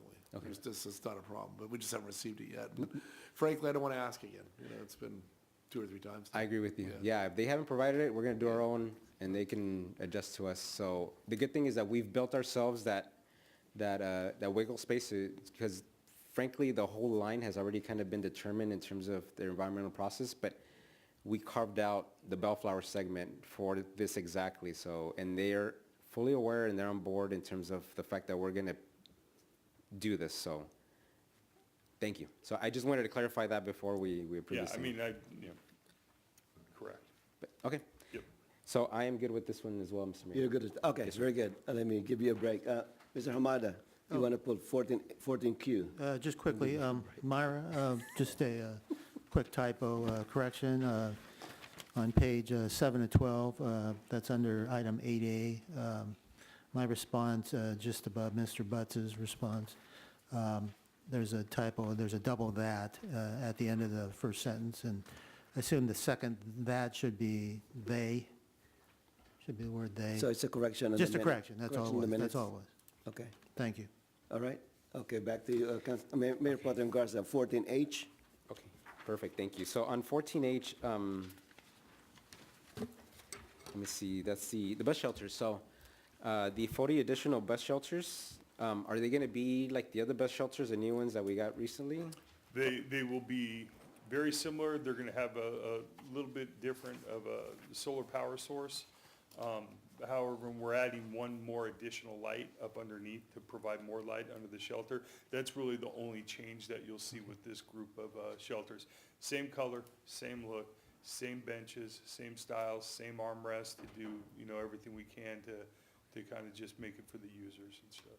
That's great, so that as the community sees them, they, to know that we're going to get more and that there's a uniform look, I think that's fantastic. Absolutely, yes. Yep. Okay, just a follow-up question on Took us that. 8 years to get to that look. Mr. Gurecki, on the list of the locations, is that the final list already? That you Yeah, have, that's final? Well, final in the sense that we had to go out and do pilot holes at all these locations to make sure they're cleared with utilities and stuff. So we've done all that. These are all cleared, and they're viable locations for us to install these. Okay. And I just want to confirm that one of the items that I've asked you before was, I think that's location on the south side of Artesia, just east of Woodruff. There's a In front bus of stop there. The vacant. The vacant, yeah, lot. there you go. So Yeah, and I believe thank you we're- for including that on the list. Excuse All me? right. Yep. Next item, 14I. Okay. Mayor Pro Tem Garza. Thank you, Mr. Mayor. So on this one, I just wanted to, on the new amendment number 2, I noticed that on the fiscal impact portion of the report that it states that there's $1,187 remaining in the agreement. So is this amendment going to be enough? I mean, is the amount going to be enough to satisfy the requirements of the second amendment? Yeah, there was, in speaking with the consultant, I don't think there was any reason to change the fiscal amount at this point. Yeah, we're simply just extending the contract to keep it open because we're both kind of both projects are kind of in the early stages. I mean, we're pretty much done with them, but we may need them to do one more thing or two, so. I trust you, sir. I just want to make sure that the funding amount was enough. Okay? Yes, sir. 14N. I think it was 14J? J. Or you want me to Oh, go? no, I'm going to skip J. Does Ray has to step out when we talk about 14J. 14J? You're going to talk about. So hold on. I want to take 14N first. Okay. That's the reason. Perfect. I got it. Okay, so 14N as in November.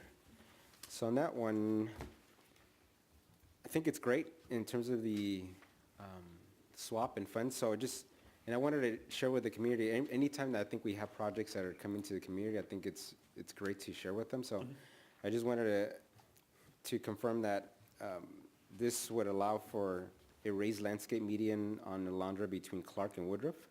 No, that's not what the project is. So that's the, Okay, so clarify, please. yeah, so. Thank you, because I had the same Yeah, question. We have a Mr. series Gurecki of. earlier. Okay. And that probably predates you guys both being on the council here. So around 2007, 2008, Brian Lee, Mike Egan made a presentation to the council about doing decorative raised medians throughout the city and stuff. So that didn't come to fruition, those projects. Okay. But as part of an effort that Brian made back then to kind of garner some funding sources for this type of project, he was able to acquire these the safety T-loop funds. So they're there, we've had them. There's no one stretch of any street that we can do raised medians on for $200,000. They're way beyond that price. So we have an opportunity before these funds expire, and basically we just have to give them back. We have the opportunity to transfer them, swap them out for Metro's Prop C funds, which is much more viable for us. So the three projects, the raised medians never came to be. So we have those dollars that we can switch into Prop A, or Prop and C. The second project, I believe, was the upgrade of the traffic signal modifications. That's already been done. That dollar amount is what's kind of remaining out of the funds that we have, so we can actually swap those and move them as well. And then the other one's the sidewalks, and that was a sidewalk project that we did up northeast or northwest part of the community, up, Foster, Lakewood, Clark, Rosecrans area. And then again, that's the remaining balance.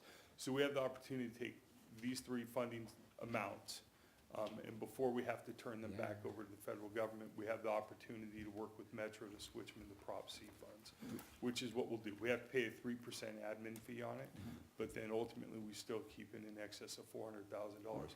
We would take those funds and utilize them in conjunction with the grant we just received to do Bellflower Boulevard from Artesia south all the way to the city limits. So the idea would be to program those funds into that project. I think that's great. Yeah. So I thank you. I'm glad that I asked the questions. Apparently, there's Yeah. a couple of us that thought Well, the same thing. it was kind of confusing because where is the money allocated initially? So eventually, the money's gonna go to Bellflower Boulevard south of Artesia. Correct. Yeah, Can I once ask a we question? Sure, go ahead. switch them out. I brought up a question that I've asked several other times before. The bus shelter money, didn't we get like $2.5 million for bus shelter money? $3 million? Yeah, when you look at all. And we only spent $1 million probably?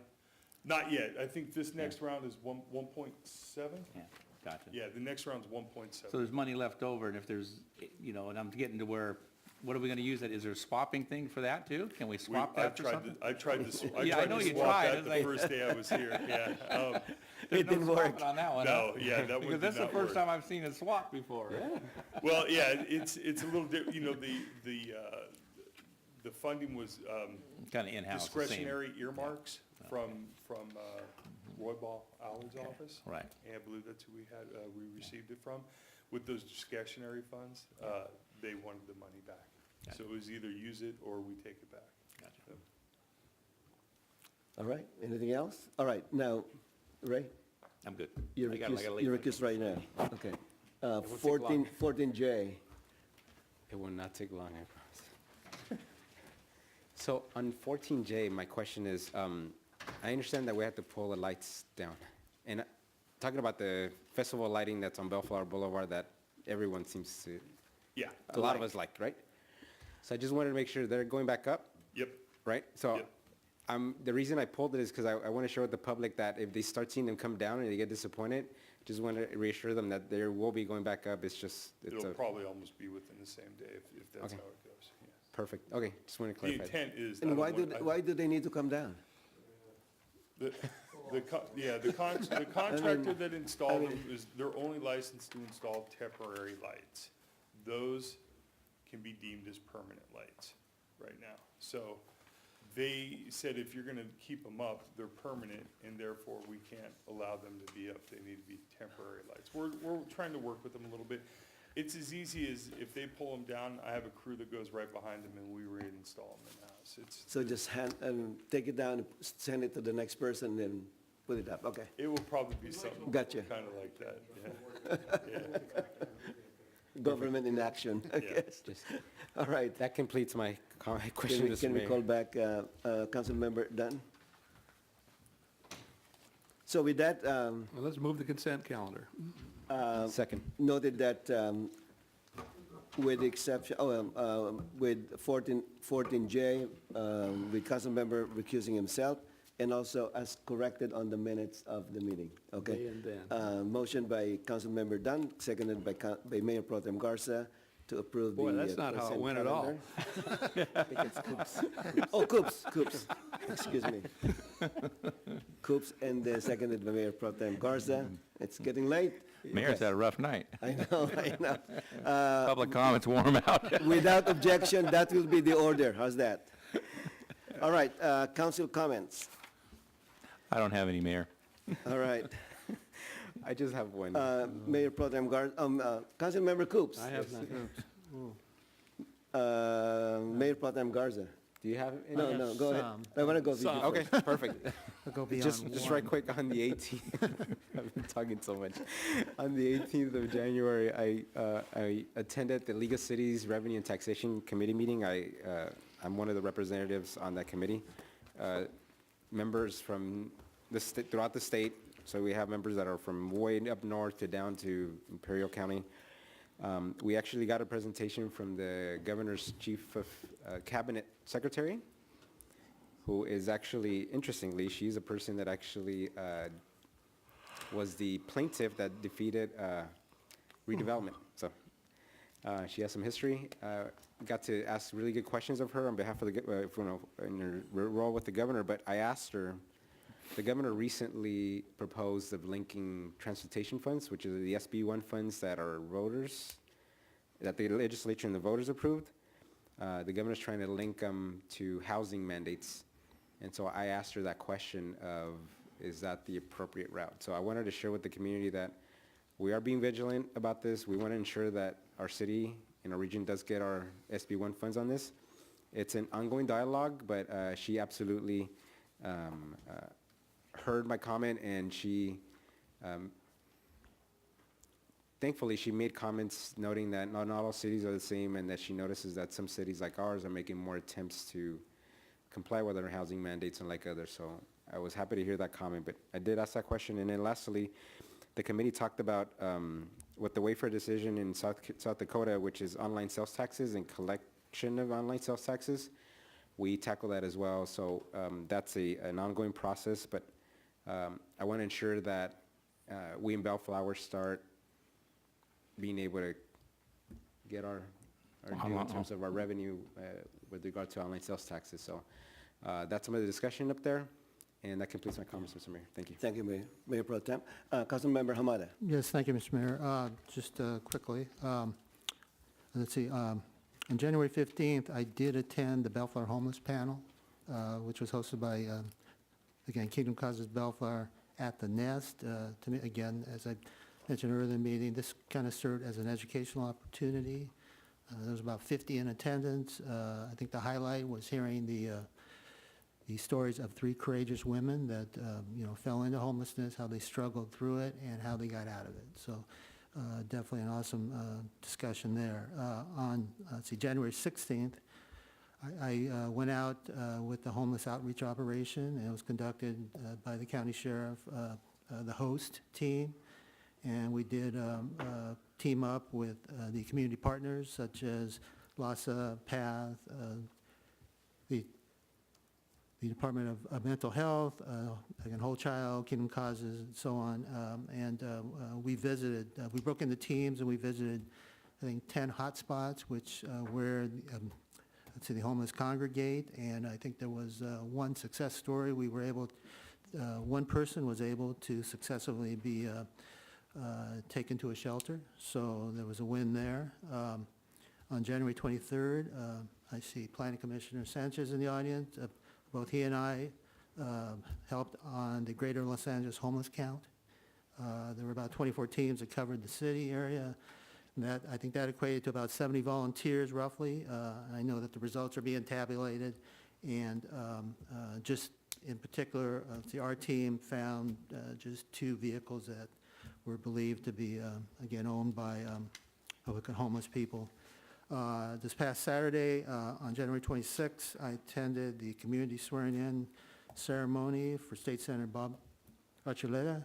It was a good showing. There were about 300 people there, and there were representatives from Congress, state, county, and also local officials, and then the general public. So I did have the honor to meet one gentleman who was a veteran of the Japanese-American 442nd Regimental Combat Team, and so I was so honored, and we had a good chat after, and just to hear those stories again, it's just awesome. So it's quite moving, as with the homeless panel. So that was my past week and a half.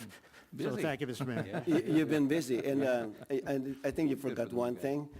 You and I went to the grand opening of El Terrazo Oh, on was that January somewhere 17th. in there? Yeah. So you forgot about it, so I want to make sure that All right. it's noted. And I want to officially welcome the owners of El Terrazo to Bellflower. The food was really good. We tried it. And also, I just want to give a shout out to Roslyn Lyle of Bellflower. She was one of the awardees in the Los Alamitos Youth Center. She did a lot of volunteer work for the Girl Scout. And on a sad note, I'd like to inform everyone that Planning Commissioner John Nowlin passed away on January 14th. And I've been in contact with his sons, especially today. The arrangement has not been finalized yet, but most likely it's going to be sometime in March, and the services will be at the Riverside National Cemetery. So we'll keep you informed as soon as we get more information about his funeral services. We will recess back to closed session, but when we adjourn back from the closed session, I'd like this meeting to be adjourned in the memory of Sam Truyen Lam. Sam Truyen Lam was born on January 1st, 1971, and passed away on January 13th at the age of 48 after a short battle with cancer. Sam and his wife, Mitran, owned Bellflower Bagels on Bellflower Boulevard. Bellflower Bagels was originally Randy's Donuts, if you recall that big sign out there, with the iconic architecture and giant donut that still stands today. After Randy's Donuts, the shop was later turned into a taco restaurant and then convenience store before being purchased and opened as Bellflower Bagels in 1998 by Chester and Stephanie Voris. Sam and me have owned and operated Bellflower Bagels for over 10 years. Needless to say, his business is loved by many and has many loyal customers. Funeral service for Sam were held on Saturday, January 26, 2019 at Turner and Stevens Live Oak Mortuary in Monrovia, California. Sam is survived by his wife, me, daughter Lena, and many friends and loyal customers. Our deepest sympathies and heartfelt condolences go out to the Lam family. So with that, we're gonna recess back. We're gonna recess back to closed session. Mr. Mayor? And- Yes, Mr. Stewart. Can I offer you an alternative to that? Why don't we postpone the closed session to the next meeting, re-agendize it for the next meeting and do it then, and we can run some numbers and get some harder numbers for you to consider before we go back in there and. But we have two more items though. We have one unfinished and one that we haven't even started talking. Those are always not started.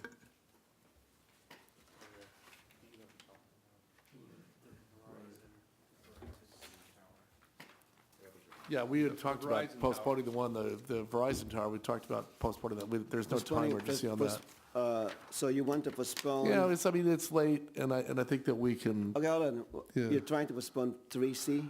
yeah. And how about, we didn't finish. Finish D, we'll complete D next meeting. Because I think that we're gonna need to bring back some numbers and math that we don't have handy right now. I just would rather have some more data before I Okay, go back in are and you discuss okay with it. that? You know me, I always dig in. I like to finish stuff. Well, I think that we could get through, I think that, in honesty, if you guys are willing to go back, we could get through I the, want to finish 3D because we started Or- already. I think we're in the brink of getting close to a resolution in terms of. Well, you may be, but I'm. I think we're not. No, My read is no, we're not no, close to in the terms resolution. of direction. Well, Okay. I don't want to make direction based on bad I data. think that, Yeah. let's talk about it in closed session. Let's postpone 3C and then finish 3D. Well, we might as well, okay, well, Yeah, we might as well do them do all then, C, if we're because in there. that's, Okay. C's easy, yeah. Yeah. All right. All right. Let's do them all. I just want to finish it all, All right, very good. So the official word is we're going to recess into closed session. You're welcome to stay.